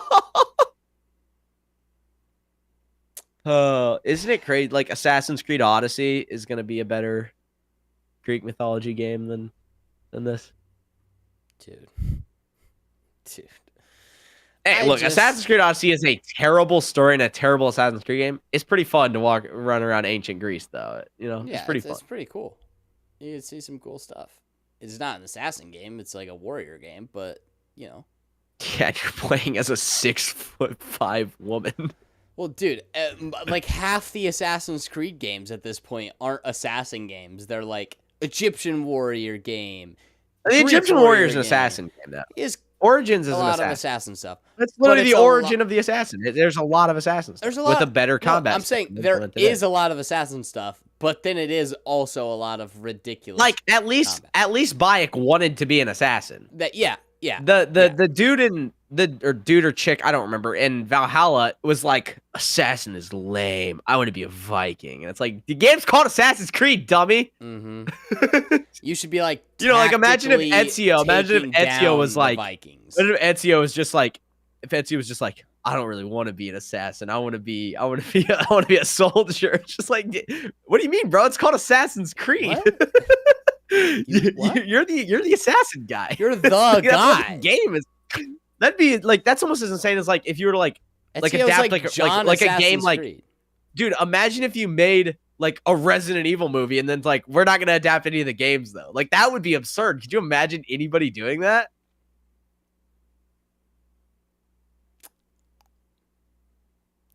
You know what? That does give me an idea, though. Funny you should So say if the Resident Evil movie, if the people who are like, it's cool if they could tell their own story. That's Resident Evil, all right? Just because it doesn't take place in the game doesn't mean it's not Resident Evil. Jake, this is now an adaptation of the Odyssey.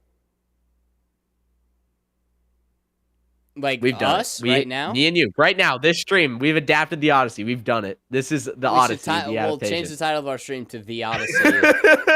We'll title have it adapted Homer's it. The Odyssey, first adaptation ever. And we've done it. We just did it. Boom. Not If first, you it's just don't- best. If you don't like you the don't- way if we you don't- if you don't like what we did with the characters, we told our own story. That's your we did our Yeah. own thing. Sorry you don't like yeah, it. look, we're inspired. I don't understand the problem here.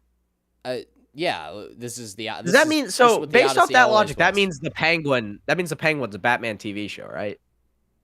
Based off that horrible logic, Yeah. that like, oh, he shouldn't. What's the big deal? Just because he's not adapting the games at all, that means it's not Resident Evil. It's like, It's like no, that's Okay. exactly what it means.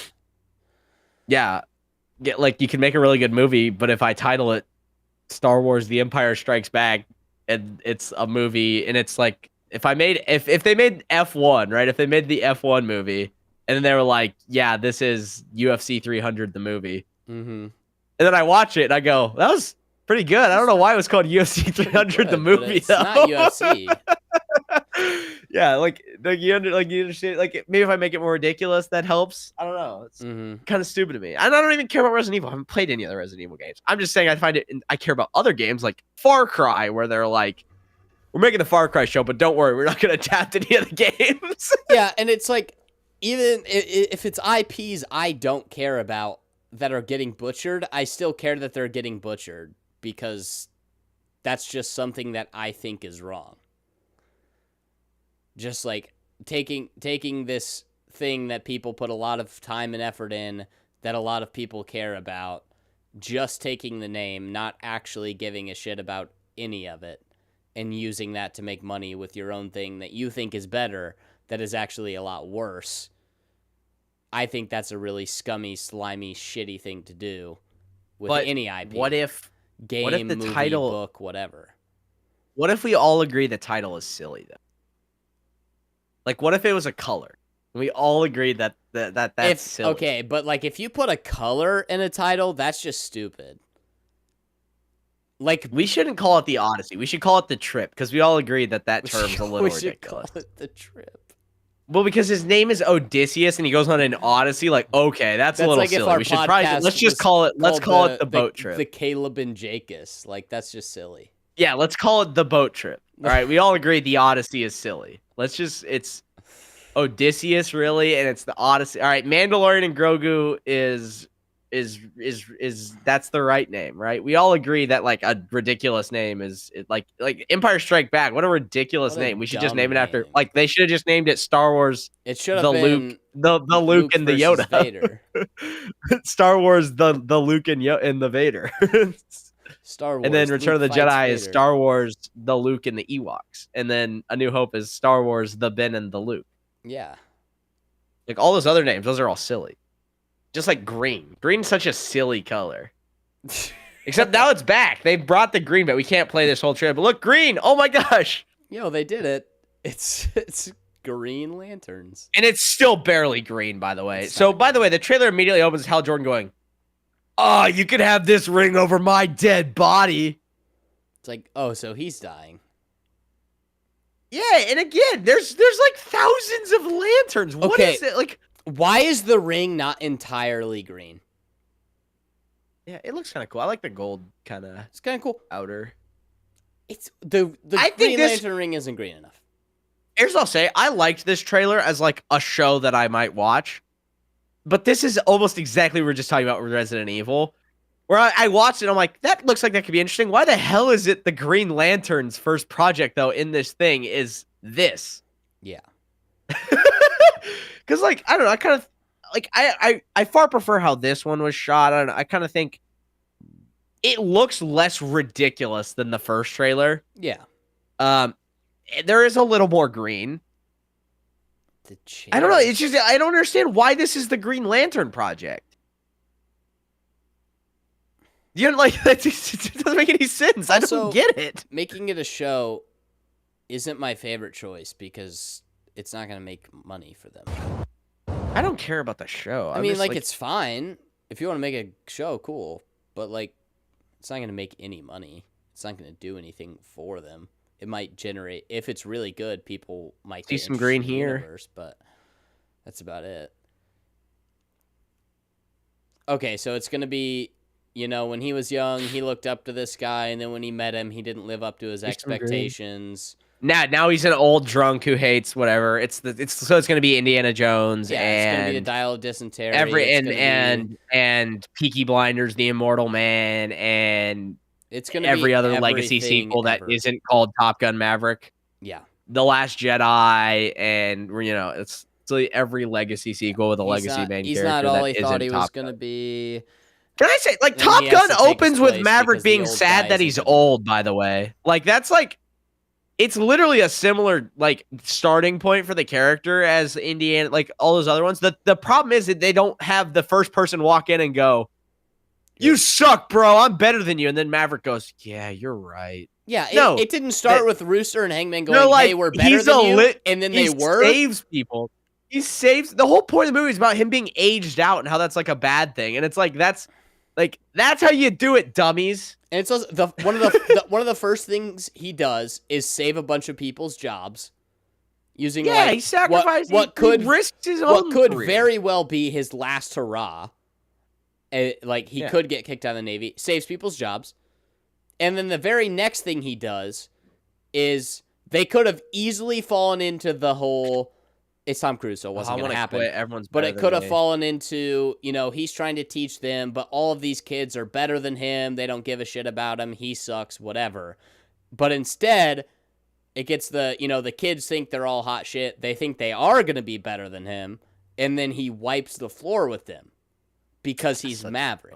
It's awesome. I mean, my favorite scene will always be the when he does the run, though. That will always be such a good scene. So good. When he seals the plane and hops in. Yeah. Well, that'll always be my favorite scene of that movie. It's such a good scene. Even Cobra Kai does it, right? You open, Johnny Lawrence is a drunk mess, but it builds him back up through the story, even though he does make mistakes in the end and all that. But it's like they don't sit there and go, Johnny Lawrence isn't like, they're like, "Oh my gosh, Johnny Lawrence, you're such a terrible person because you're old." And there are parts where he's a punching bag, but it's not. And then Johnny Lawrence doesn't go, "I want to kill myself." Shout out Indiana Jones, Dial of Destiny, where he's like, "I'm sad, my son's dead, and I want to kill myself." And then the movie ends with him going, "I think I'll just stay here and kill myself."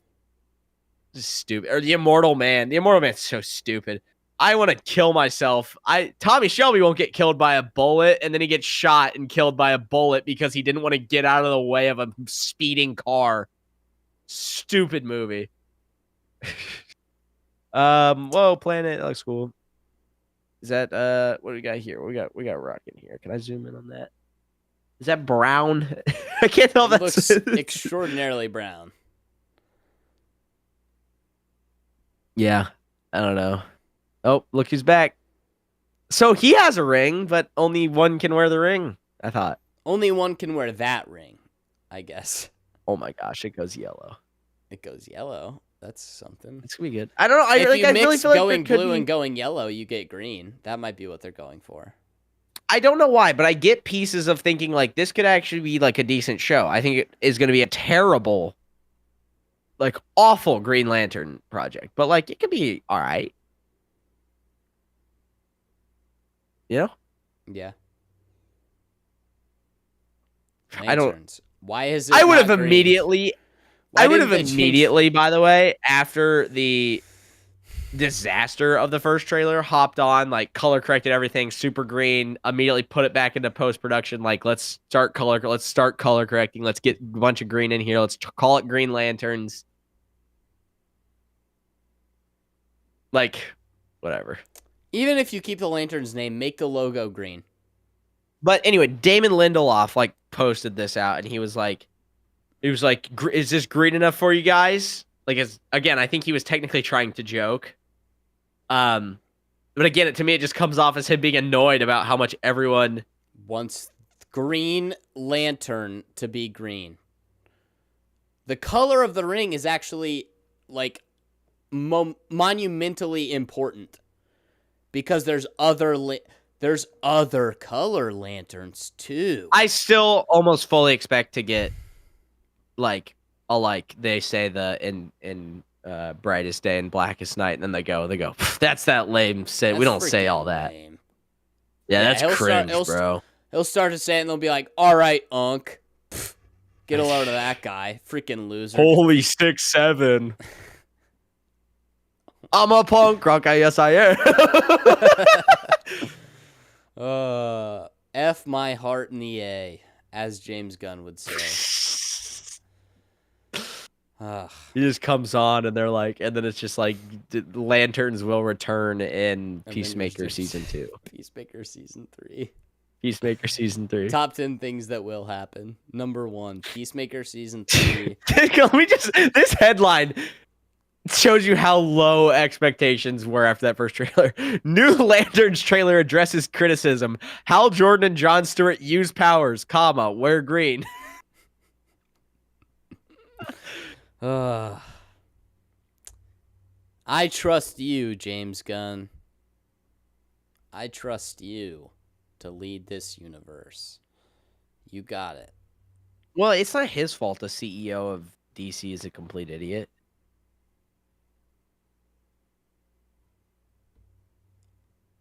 Yeah.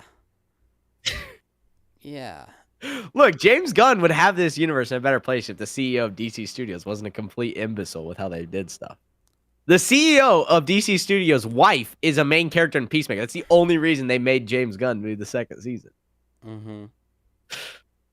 It's not James Gunn's fault, though. No, it's the CEO's fault.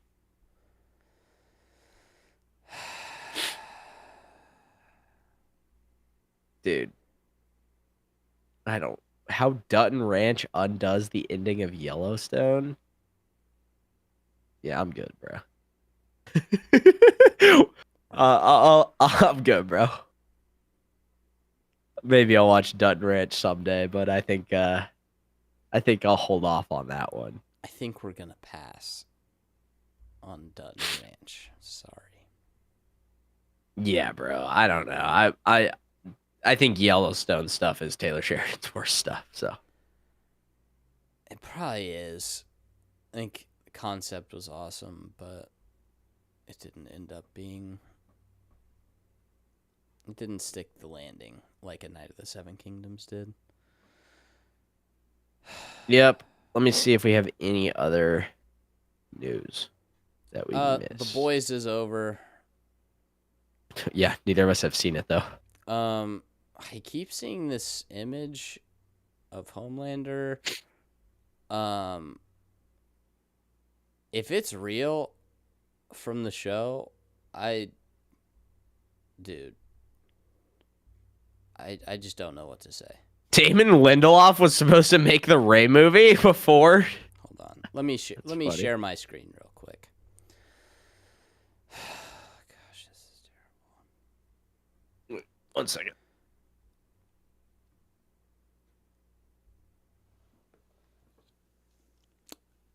What are we doing? Is this real? Is this in the show? Like, I know what they're doing. Like, it's allegory, and they have to make Homelander look like a pathetic loser. But, dude, what are we doing? Wait for him to get back. Leave that up for a bit.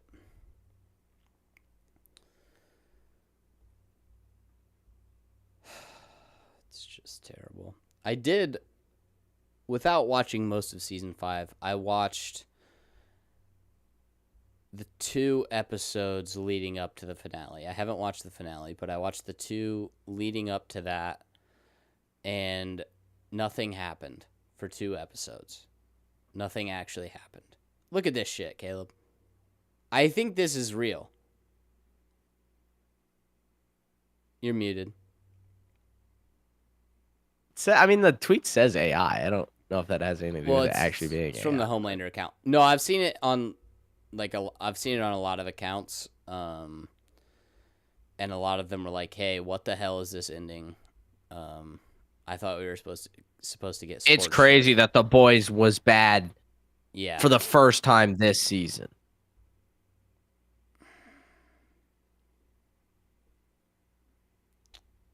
Yep. It never happened in season 2, 3, and 4, and parts of 1. Never happened before then.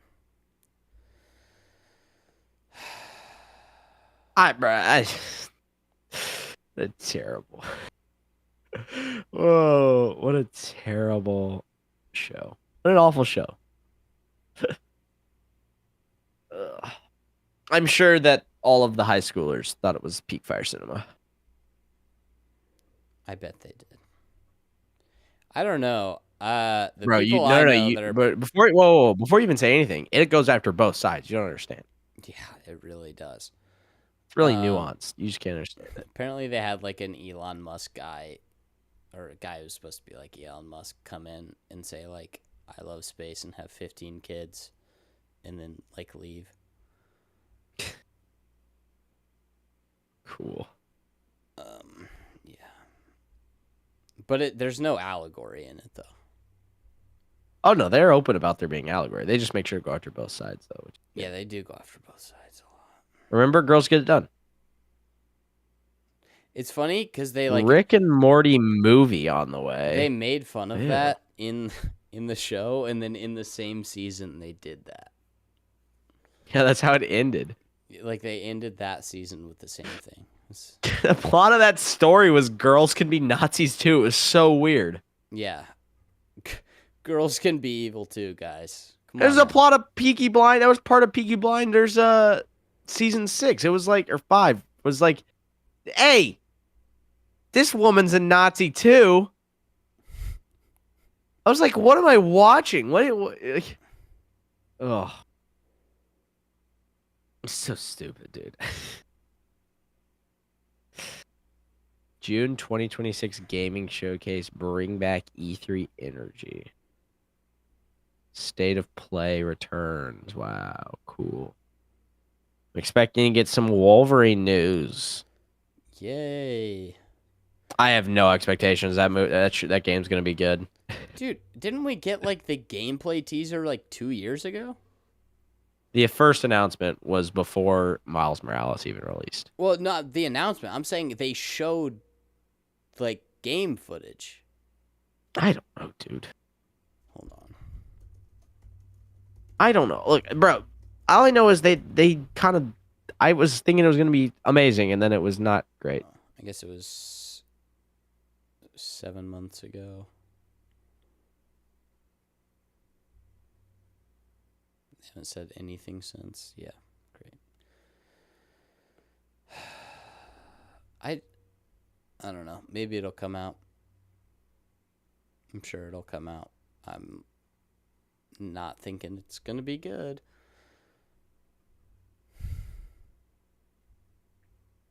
What good times we live in. What good times. On a positive note, hold on, we actually do have a positive note. Well, kind of positive. Lego Batman game is pretty fun. Yeah, it's okay. I don't like the No, it's voice fun. for It's fun. Batman, but it's fun. It's a Lego. It's a kids game. It's fun. Yeah, it's a Lego game. It's a good time. There's a lot of stuff, cool stuff that you can do in the Batcave. It's fun. It's a good time. We're also getting James Bond soon, like a week, 2 weeks. Something like that. I don't know. I think It's like 2 soon. weeks. I hope James Bond's at least fun.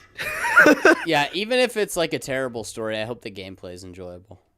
I would prefer Yeah. both, obviously.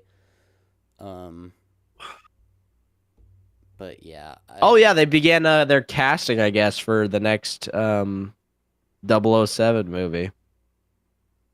Oh. That has begun apparently, according. I think Amazon officially announced that. Who's playing James Bond? James Gunn's wife. Who?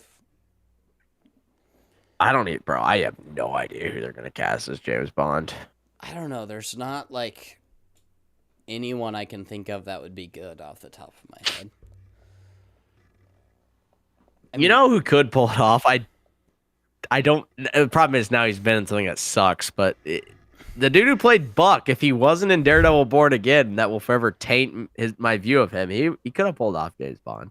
Yeah, he probably could have. Now, if they did, I could only sit there and imagine and remember him walking in and going, "Choke me, Heather." Choke me, Heather. It will The heal. name's Choke. It will Choke me. It will heal your trauma of being choked. That's a real thing, by the way. She's a I have been therapist, shot. and I've she been was like- shot in the gut. She's a therapist, and she's like, yes, that's the perfect way to heal from my trauma. It's so dumb. It's like, you almost got murdered? You should go murder people. That'll heal you. Female muse, Heather. That's what you need to do now. With your Top Gun. Sorry. I had to get a stimulant in there. Yeah. You said female muse. I had to provide a goon corner. Ugh. It's in the comics, you bigot. Yeah, from a year ago that they made for this show, most likely. Yeah, you know what? There's not purple aliens in real life either, are there? So you can believe dragons, but the BMW, whatever, optional heated seating. You know the meme. Yeah, Helena Troy's a fictional character, buddy. I think we've got a pretty good streak here of referencing the Lord of the Rings meme. So we'll just do it again for this stream. Don't ever let anyone tell you can't say this casting's stupid because the Odyssey's fictional, all right? I will say Matt Damon's not good casting for Odysseus. And then if you go, well, he's not, it's not actually a real person. It's like, oh, you can believe Cyclops, the Cyclops and what else is even in the Odyssey? Shooting an arrow through a bunch of axes monsters, and the big whirlpool and monster, all the monsters and goddesses and gods, but come on, Odysseus hopping into a speedboat and taking the jet ski past the sirens while blasting Fetty Wap on a JBL speaker. You can't really believe that. Why are you so bigoted? All right, I'm gonna be mad now if there's a scene in the Odyssey where it's like he's like, we got to get by the sirens, but if we hear them sing, they're gonna get it. Then we got to go through fast, and we have to have audio playing. And Odysseus is like, guys, I got an idea, and then you just hear in the background, oh baby, hey, the sirens are like looking around like, what? I want you to, and then jet skis just. I want you to be mine again, baby. They can't even play sound to block it out though. They have to driving you crazy. They have to well, yeah, but they weren't gonna sing though because they low-key gonna be. And even with blocking out sound, they have to tie themselves to the mast. But the sirens low-key gonna be dancing, so they forget to sing. That's true. They won't even sing because they'll be like, "Hey, I know my lifestyle is driving you crazy." Hey, I could not know without you. That's true. Fetty Wap. Dude, we were talking about the other casting. Travis Scott's in the damn movie. Dude, Travis Scott sucked in the WWE, and you're telling me he's gonna be good in the Odyssey. That's the same as rapping, dude. Poetry and rapping are basically the same thing. We have our friend Corbin, big WWE fan. I'll watch it with him occasionally. I watched WrestleMania with him last year. Travis Scott ruined it for me so bad. I didn't watch another wrestling thing until WrestleMania again this year. I went a year without watching a single thing of WWE because of how bad Travis Scott was. Think about that. Travis Scott ruined your WWE immersion. Yes. Like, it was so stupid. He couldn't do anything in the WWE. Corbin told me that he was supposed to have a wrestling match, but he was so bad that they canceled it. Like, Lil Yachty's still in the WWE. That's how bad that wrestling Travis Scott was, apparently. I Show Speed is a main character in the WWE now. Like, yeah. I forgot to even mention the Ludwig Jorgensen thing. Yeah. So Christopher Nolan, I guess, told Ludwig Göransson, who is he's a good composer, but They told him not to use orchestra, and I don't remember exactly. I'm pretty sure Ludwig Göransson made this quote, but I think a lot of people have been falsely attributing it to Nolan. Either way, it's a stupid quote. One of them said they didn't. It's not like they had the orchestra back then. And then the next sentence was, "So I recorded gongs and put them in a synthesizer." Yeah. It's like, So ooh. I think we can expect to see the Sirens using synthesizers for their music. Yeah. Like, hold on, let me plug my mic in. The Sirens are gonna be use gonna be auto-tune. bumping that. They're gonna be bumping that Astro World. Hey, honestly, that's a good album. We had to block out the sound of the Sirens. Who knows what to play? Travis, you got anything? I get those goosebumps every time. Yeah. Actually, that's not Astro World. That's a They different come around, yeah. You ease my mind, you make everything. Does I would have anyone, found it so much fun. does They anyone should have have had an antidote? Travis Scott leading the Sirens. That'd be funny. Bro, how are we gonna kill all these Trojan warriors? We need to go sicko mode. Like a light. Hey, like a light. It looks like there's 90,210 of them. What are we gonna do? Ball, ball, ball. I wonder how Christopher Nolan's gonna tackle the horrible tragedy of Odysseus being trapped on the island of incredible sex. Yeah, for the 10 island with the years. sex goddess for 7 years. Poor The guy. best- Poor It's a much guy. funnier story of the Odyssey. Like, the better story, and I know it's probably a little different with it being a goddess and all that, is Odysseus being like, I had to resist the temptation for 10 years. Homer instead was like, nah, he was slaying puss the entire time, but he didn't like doing it. He was really sad. The sex goddess made him do it, and he was really annoyed about it. It's like, okay, dude. Calypso, Really? I really don't want to, but I guess if I have to do it. Dude. It's funny Always because will be my that's like favorite. 7 of the 10 years. People are always It's like, 7 years, yeah. how did it take him 10 years to get back? It's like, well, it only really took 3 because he was kind of sidetracked for 7 years. And Dude. and the 3 years was like, yeah, he had a bunch of the Poseidon was just like, yeah, go back to square one, screw you, I hate you. It was basically the gods just like resetting him every year, and then he had 7 years of just like honeymoon, chilling on vacation. But he didn't like it. Yeah, and though. she's like, if you marry me, I'll make you immortal. That's like- the temptation Odysseus had to. It's like, nah, I got like my wife at home. I have a kid. Which is like, yeah, Odysseus is a great guy, cool. Well, Dude, it's just kind of so a great funny guy. because there He was also Homer did was some like, bad stuff. well, obviously he's gonna have sex with her, but he's got to resist the temptation of marrying her.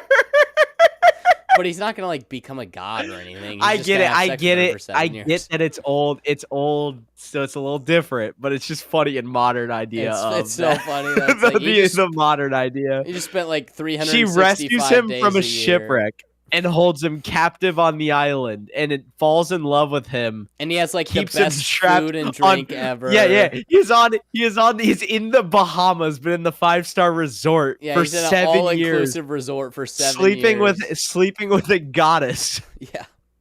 It's like, man, I hate this place. I want to go home. And he's like, I want to go back home to my old wife. It's like, yeah, good loyal He's like, guy, I'm trapped here. but curse you. No, Poseidon, you trapped me on the sex island. Poseidon, you bastard, no. Like, in the story, it's obviously better than that. He is genuinely depressed and he doesn't want to leave. It's just, I prefer thinking of the modern guy. It's so much funnier. really funny It's so much funnier. It's really funny. You have trapped me on the sex island. No. With free I food wanna and go drink home. forever. No. I don't even have to pay child support. Curse you, Poseidon. No. I don't even have to pay Tom Holland's child support. Ah.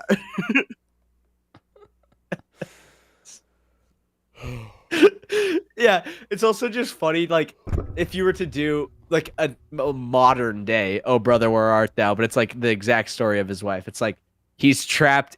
It's, like, The Hangover, but instead of trying to get back to the wedding, it's, like, his wife, there's just 700 men living around his house.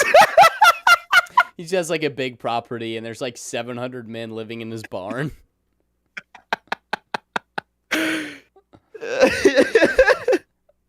They're like, come on, can I please marry? They're all incels. They're all incels.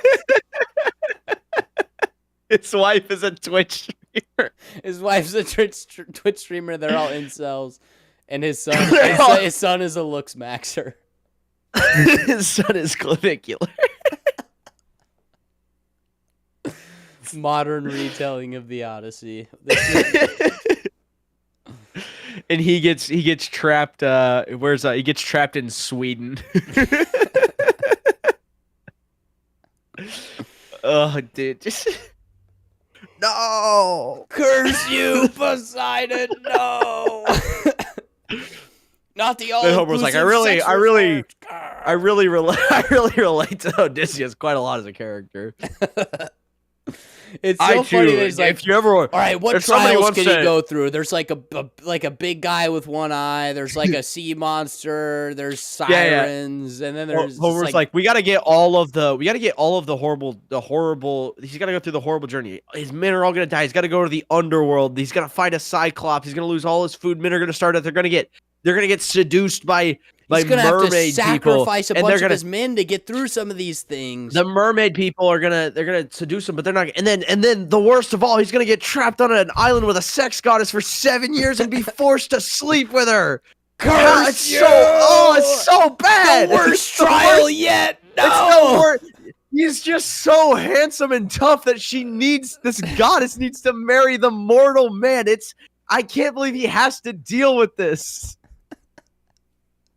He's so relatable and in such a bad situation. He is such a handsome Giga Chad that the sex goddess needs to marry He's him. so muscular and intelligent that the immortal goddess needs to marry him. Homer, king of writing relatable heroes. Just like me, for real. You and me are both going through it, Odysseus. Dude, Odysseus, I too am too tough and handsome. It plagues me on a day-to-day basis.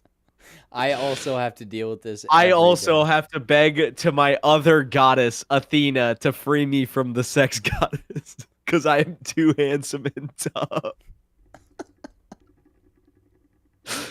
Oh, gosh. I have a feeling that's going to be a very small I have to call part. for the most powerful god in all of the mythology, Zeus, to send him to send a tweet out. Yeah, after he's trapped in Scandinavia, being forced to sleep with some beautiful Scandinavian women. He must then have the president of the United States tweet to free him so that he can get back to his wife, who's surrounded by 700 incels.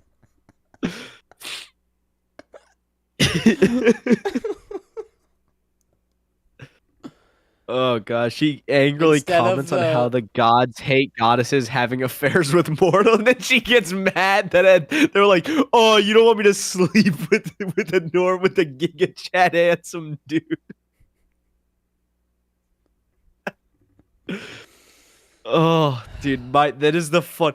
Like, it would have been so much. It's so funny that it was like, it wasn't even like, yes, he was there. He's trapped there for a year. He's trapped there for 6 months. Dude, Homer was like, 7 years. It's 70% of the Odyssey. 70% of the most brutal journey ever. The most trialing inducing, trying to get home to his family. 7/10 of that whole journey is him being forced to sleep with a goddess. Poor guy. My heart goes out to him. And if he fails this challenge, he doesn't die or get doomed to eternal. He gets to live youthful and immortal for forever. That is the fail condition. He doesn't have to restart his journey or anything. His wife will die eventually. No, it's you get to we get to be married instead. That will always be my favorite part of the Odyssey. I might listen to the Odyssey. It's narrated by Ian McKellen. Yeah. The audiobook. So I've read it twice. And I don't remember either time that well. I know enough, but not like a lot. Long it was school forced too, so I did not care when I read it. Yeah, I didn't. I also need to rewatch Oh Brother, Where Art Thou, because that was a school forced watch, and I did not pay attention to half the movie. And I looked up, and all of a sudden the KKK was there, and then I looked away again, and I was like, "What is happening?" So I know it's a really good movie if you are paying attention to it, but I didn't, so I do need to give that a rewatch. It'll probably remain the best Odyssey adaptation, kind of like Iron Giant. Yeah, Iron Giant. It's the best Superman movie. Yeah. All right, I can't think of. Is there anything else we got to talk about? I guess one more jab at James Gunn. Since you mentioned the Iron Giant, it was cool when movies had themes that like the entire movie backed up and built to, instead of just having like a line that's like, "Hey, this is the theme of the movie." Yeah, like, oh man, sex goddess, no. Yeah, yeah. But yeah, the Iron Giant has a really good theme. The entire movie builds towards it, and James Gunn's Superman allegedly. Well, it's not even about the movie building towards the theme. It's about everything in the story reinforces the theme, yeah, right? the entire the theme. What's the theme of Superman? What's the theme of Superman? Kindness is punk rock. It's the counterculture. Kindness, counterculture, and they enforce that by everybody in the movie other than the villain is kind. That enforces the theme of kindness as the counterculture. Yeah. A dude gives Superman the hot dog, bro. Kindness. Everyone is kind in the movie except for basically by him choosing. You know what? You know what? I won't rape everyone. They were like, "That's kindness. Kindness is new punk rock." Man. He's just a stand-up. If you guy. don't think kindness is new punk rock, you're a terrorist. I'll You're kill a you. piece of shit. I'll kill you. You should You belong in prison. You don't like the movie I like. Genuinely, how people think. By the way, it's so funny that it's literally just like, guys, Superman didn't rape and pillage the entire planet. He's such kindness a stand-up is the guy. new. I never would have made that choice. Kindness is the new punk rock. I never would have been able to say no to this that. movie, guys. Any lesser man would have done it, guys. This movie teaches an important lesson. Don't rape everybody. What? This movie teaches a lesson that, like, most people need to hear. You know, you shouldn't rape everybody. That's something that needs to be heard right now.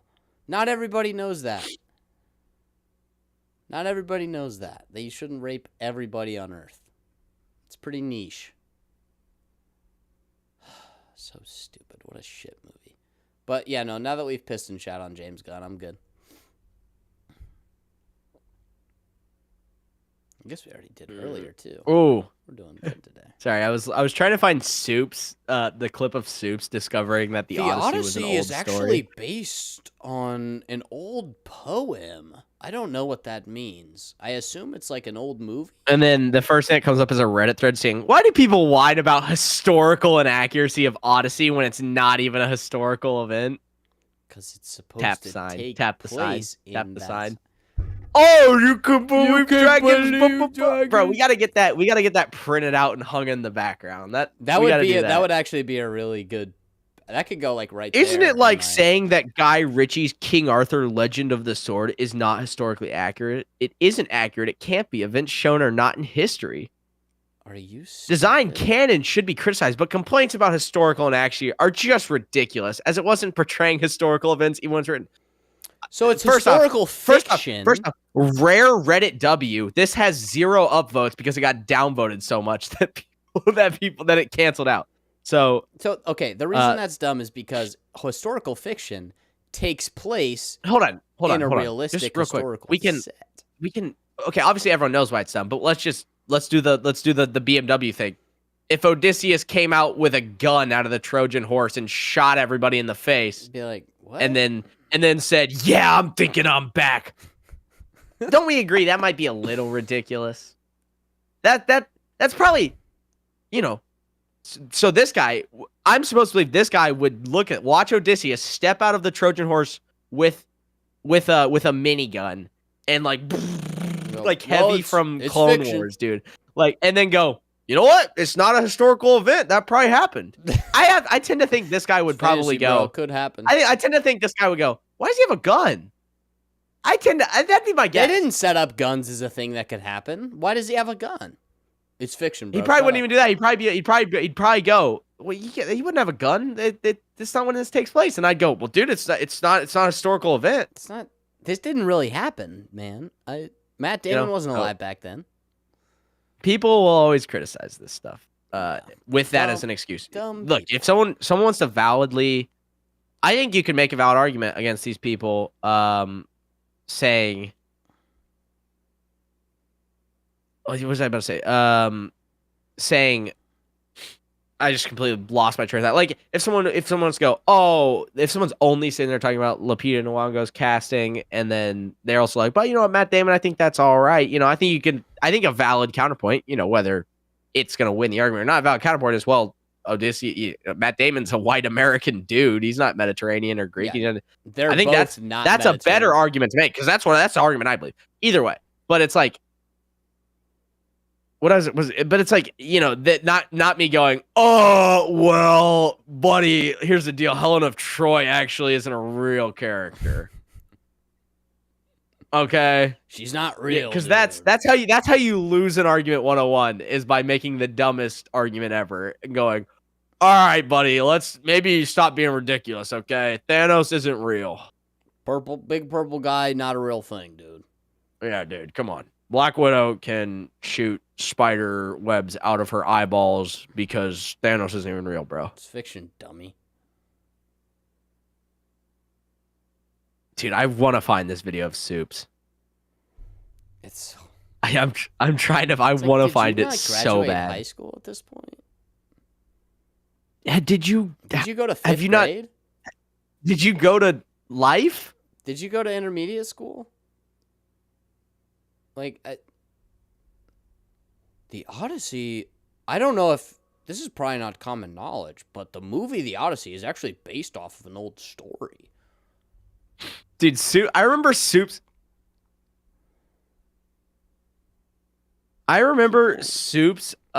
His reaction to the Superman movie was like, this movie teaches us that our actions are not, that our words are not what define us. It's our actions. He literally repeated quote for quote. He repeated quote for quote what Pa Kent says to Clark, and he was like, "This is my analysis of the story." It's like the guy that was talking about Blade Runner, and he just says word for word the speech towards the end. It's like, that's what Blade Runner is really all about. Oh, Anthony Gramuglia. Yeah. And he was like, that's what it's really tears about. He was like, tears in the rain. This means that he's crying in the rain. A blanket plot summary would not give you that. A blanket plot summary would just mention he cries. Whereas what this is really about, like me, what this is really about is that his character. This is all he is. He's giving. There's tear. He means tears in. He means he is Blade running. He's running with a blade. And this is the Blade Runner. Dun dun dun dun. I mean, dude, yeah. This is Pulp Fiction is really about how he is the pulp. This is the Pulp Fiction. He pulped his fiction all over the place. Hold on, I completely spaced how the Pulp Fiction is really about how the path of the righteous man is beset on all sides by the inequities of the selfish and even the tyranny of evil men. And that's And my analysis of Pulp Fiction. I will strike down upon thee with great vengeance and furious anger those who attempt to poison and destroy my brothers, and you will know my name is the Lord, and I lay my vengeance upon thee. That is what Pulp Fiction is really about. That's in-depth analysis right there. That's good stuff. Which I don't even, if I'm not mistaken, that's just not even a real Bible verse, but but it sounds like a cool one. But yeah, it's a good quote. Sounds good. Yeah, the Odyssey is really about how hard it is to sleep with the sex goddess for 7 whole years. 7 years. It's really on a tropical island, and the only I don't understand. So what if he proposed to her? He would have been immortal. That like he would go slay goddess and then go look out at the ocean and go, my wife. I miss my wife.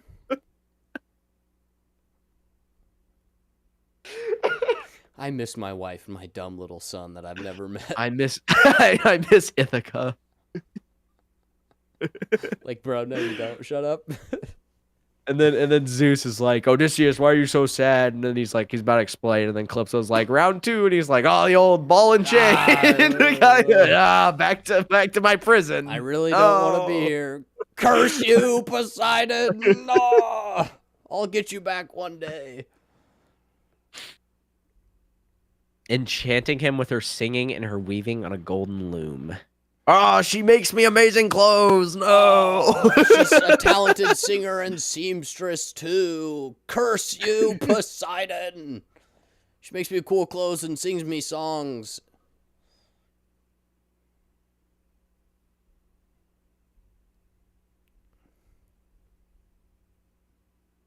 Hold on. I'm trying to remind myself of and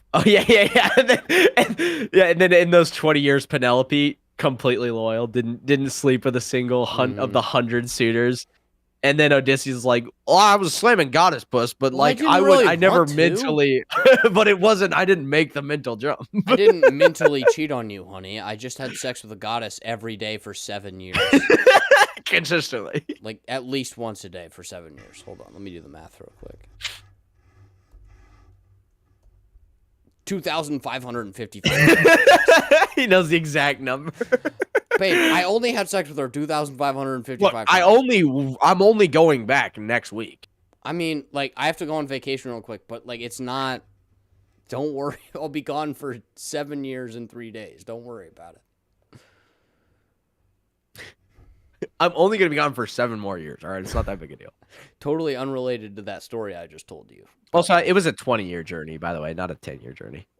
Well, wasn't the Iliad 10 and the Odyssey was 10? Yes, but I guess I would consider it's full 20 years away then. But I guess 20 years 10-year away. journey But back the Odyssey portion is only 10. Yeah, because the war takes. I need to read the Iliad. I've never read the Iliad. I've read the Odyssey, but cool. Some argue it's cooler because it's just like war. Pretty dope. Yes. Although the war isn't like anything exceptional. It's just like we're laying siege, but we can't. They were because like, their walls are too good. And then they were like, hear me out. Horse. Odysseus's most genius plan was just guys. Horse. What if we destroy all our boats and make a horse? What if we made a sick ass Minecraft base? Guys, listen. Here's what we're gonna do. We're gonna destroy all our boats, which are our only way of getting home, and just make a big horse. Holy shit! You're a genius. Guys, we're gonna win the war. Listen. Look, I'm so handsome in Giga Chad, so hear me out. Look how buff and cool I am, and smart too. He's just. I like Odysseus is just extremely autistic, and he was obsessed with horses, and he was like, "What if we make a I like to think every battle for 10 years he was just like, it's got to be a horse. It's got to be a horse. And then the generals are like, there's like, no, we need to use our archers, and the maker's like, God, what about the horse though? And it's like, Odysseus, we're not using horses. And they finally let him do it. They just win. I kind of think that a horse would work. Like every strategy meeting, they're like trying to push him off. Trust me, a horse. They're would trying work. to push him off to the side as they're like, and he's like, guys, we need a horse, all right? And then they're like, Oh my, fine, we'll do the build the horse. freaking We'll do the horse. We'll do the horse. It's been 10 not gonna years. work. We all know the horse isn't gonna work, but we'll do it for you anyway, so that you can shut up and stop recommending the horse. We can figure out how to win this war. All right? The horse worked. Oh, now he's getting a letter from the sex goddess, and she wants to spend 7 years with him. Oh, okay, yeah, horse guy. All right, horse. yeah, sure. The stupid horse guy. The stupid horse guy. Yeah. Yeah, he's got a wife. I don't have a wife. He's got a wife, but he still gets to spend the 7 years with the horse god. All right, but because he's a horse. All right, cool. He likes horses. We get it, bro. That's cool. One bit. Hey, right. Cool. I'm into motorcycles, but he likes horses. So I have a sick ass Harley Davidson, but because he likes horses, the sex goddess wants him. Okay. Athena, mine's 200 horsepower. His is 1. I don't. Isn't it? Athena's the goddess of war? Is that her thing? It's like wisdom. Wisdom, civilization, strategic warfare. Oh, I've been thinking of winning strategies for 10 years. But the goddess of wisdom and strategic warfare was like, the horse worked one time, so now I'm gonna be the guardian angel of the horse guy. Like, what are we doing here? This is ridiculous. I have been a loyal soldier for 20 years. I've been here for 10, but Mr. OD, he thinks a one horse strategy, and now we're gonna let him be king. He's the king of Ithaca, he's a nepo baby from the start, just because he was just king of Ithaca. That's why they let him come here. All right, his wife, she's not even that good looking. All right, you don't even look that good, bro. I don't know why all those 100 I don't know why they're all hanging out around Ithaca because like they just know he's a weak man because all he does is horses. And Athena was like, the horse was a great idea. It's a horse. It wasn't a good idea. I want to see that movie. It's the guy from Peabody and Sherman, who is the guy who's not Odysseus, but the one who's actually Agamemnon? Is that who that is? In Peabody and Sherman? He's from the actual story, not just from Peabody and Sherman. Yes, but I'm thinking, remember how but it's the guy. But they make Odysseus like super dumb in that movie. I know. He like pops up, he's like, hey guys! The big buff, big guy. It's the big buff guy. That's I know he's from the actual story, by the way. I was just saying he's the one who's the central, the guy in Peabody and Sherman. I do think it's funny how in that movie they make Agamemnon the main guy, and Odysseus is just like a little idiot. Odysseus, it's this version of Odysseus that we're talking about. Yeah. That's why he brought the horse inside, because it looked just like their horse. He was like, "It's a horse, guys." It's another horse. Like, no way. Odysseus was like, "Holy, it's another one." Shit. There's someone else like me out there. There's another horse enjoyer. This horse is exactly correct. Calypso wasn't even sleeping with him. She was just like, I'll let you play Red Dead Redemption 2 for 7 years. All you have to do is marry me. We had a good life, Finnis. The horse anatomy's so good in it, but I have to go back to my wife. No. I have to go back to my dumb wife. I want to keep playing Red Dead. Curse you, Poseidon. I've 100% completed Red Dead 2, and now I don't want to stay here anymore. Now that I've gotten platinum on Red Dead 5 times, I need to go home. All right. What? Cat's yapping at me now. It means it's time to end. And my nose is stuffed up. Yeah. All right, the filler episode, we've done it. We completed. Next week, we'll be back with our review of the Moogle and the Granola. Schmunkalopolis. and we'll talk about how the movie soars and its return to form and all that and the other thing. Mm-hmm. But you can check out our links down below. Blah blah blah. Punisher video coming out soon. Blah blah. I don't know this, that, and the other thing. Jake, make a video. You working on anything? I'm between projects at the moment. I'm thinking about some stuff. I'm trying to figure out what I want to do. Maybe just start on something. Did you ever think about that one? I might be streaming Lego Batman at some point. I'm not sure. Well, if it's as thrilling as your Ghost of Yotai stream, okay. At least on the edge of my seat. Given the benefit of the doubt with how shit that game is. Yeah, but you didn't even try to add commentary. You really just stood there. You're just fun. Yeah, it's pretty fun. It's kind of like the old game. It's pretty fun so far. I'll probably keep playing it. Yeah, all right. I'll probably keep playing it's pretty fun. I never touched it again. It's terrible. I haven't even downloaded it. I still haven't even downloaded. We should have gotten that refunded. I kept meaning to. I just never got around to it. Yeah. Oh So, well. dude, I got like 7 other games I gotta play. But anyway, all right. Yeah, I'm working on a Punisher video. I've got it scripted. I've even got my B-roll basically ready to go. So it should just be a record. I got a long weekend here, so I'll get it out here soon. Doesn't it feel like 4 months ago was when Frank Castle Multiple Kills came out? What?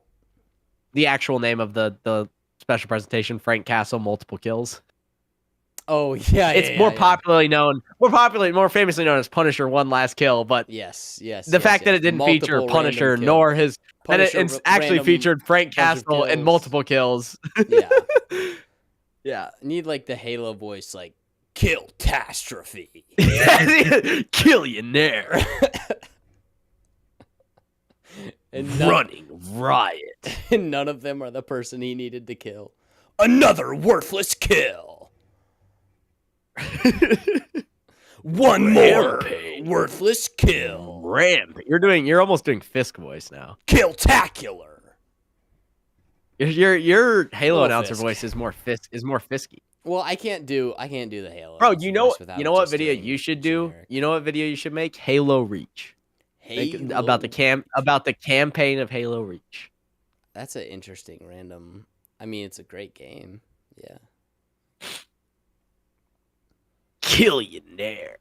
Punisher. That would be the whole Multiple video. Would just be that voice. I Double really kill. like Halo Reach. Triple kill. This part's really sad. Nightmare.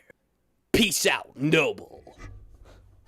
I've got the mass. Carter out. I am George. All right. Thank you all for watching. Anywho. We did a lot of memes this episode, and we talked Yes. about stuff. We're talking about stuff. We spent way too long reading tweets about Mango and Glugadoc, and Well, yeah, I mean, well, any it's- amount of time is too long on that movie, to be frank. I might review But that. yes. I'll probably go see it tomorrow, so who knows? Mandalorian and Gringotts is out tomorrow, so you can hop on Tortuga Island to watch it. And yeah, I hear the showings at Tortuga Island don't look as good as if you see it in IMAX, but I hear it's a good way to watch It's it. So. cheaper, so. You know, if you Assassin's Creed Black Flag that one up, I hear it's actually pretty good. So, Anyway, we'll catch you next week. We'll see you next week. We'll catch you next week. You subscribe, like, blah blah blah. Spotify link below. Adios. Have a good one.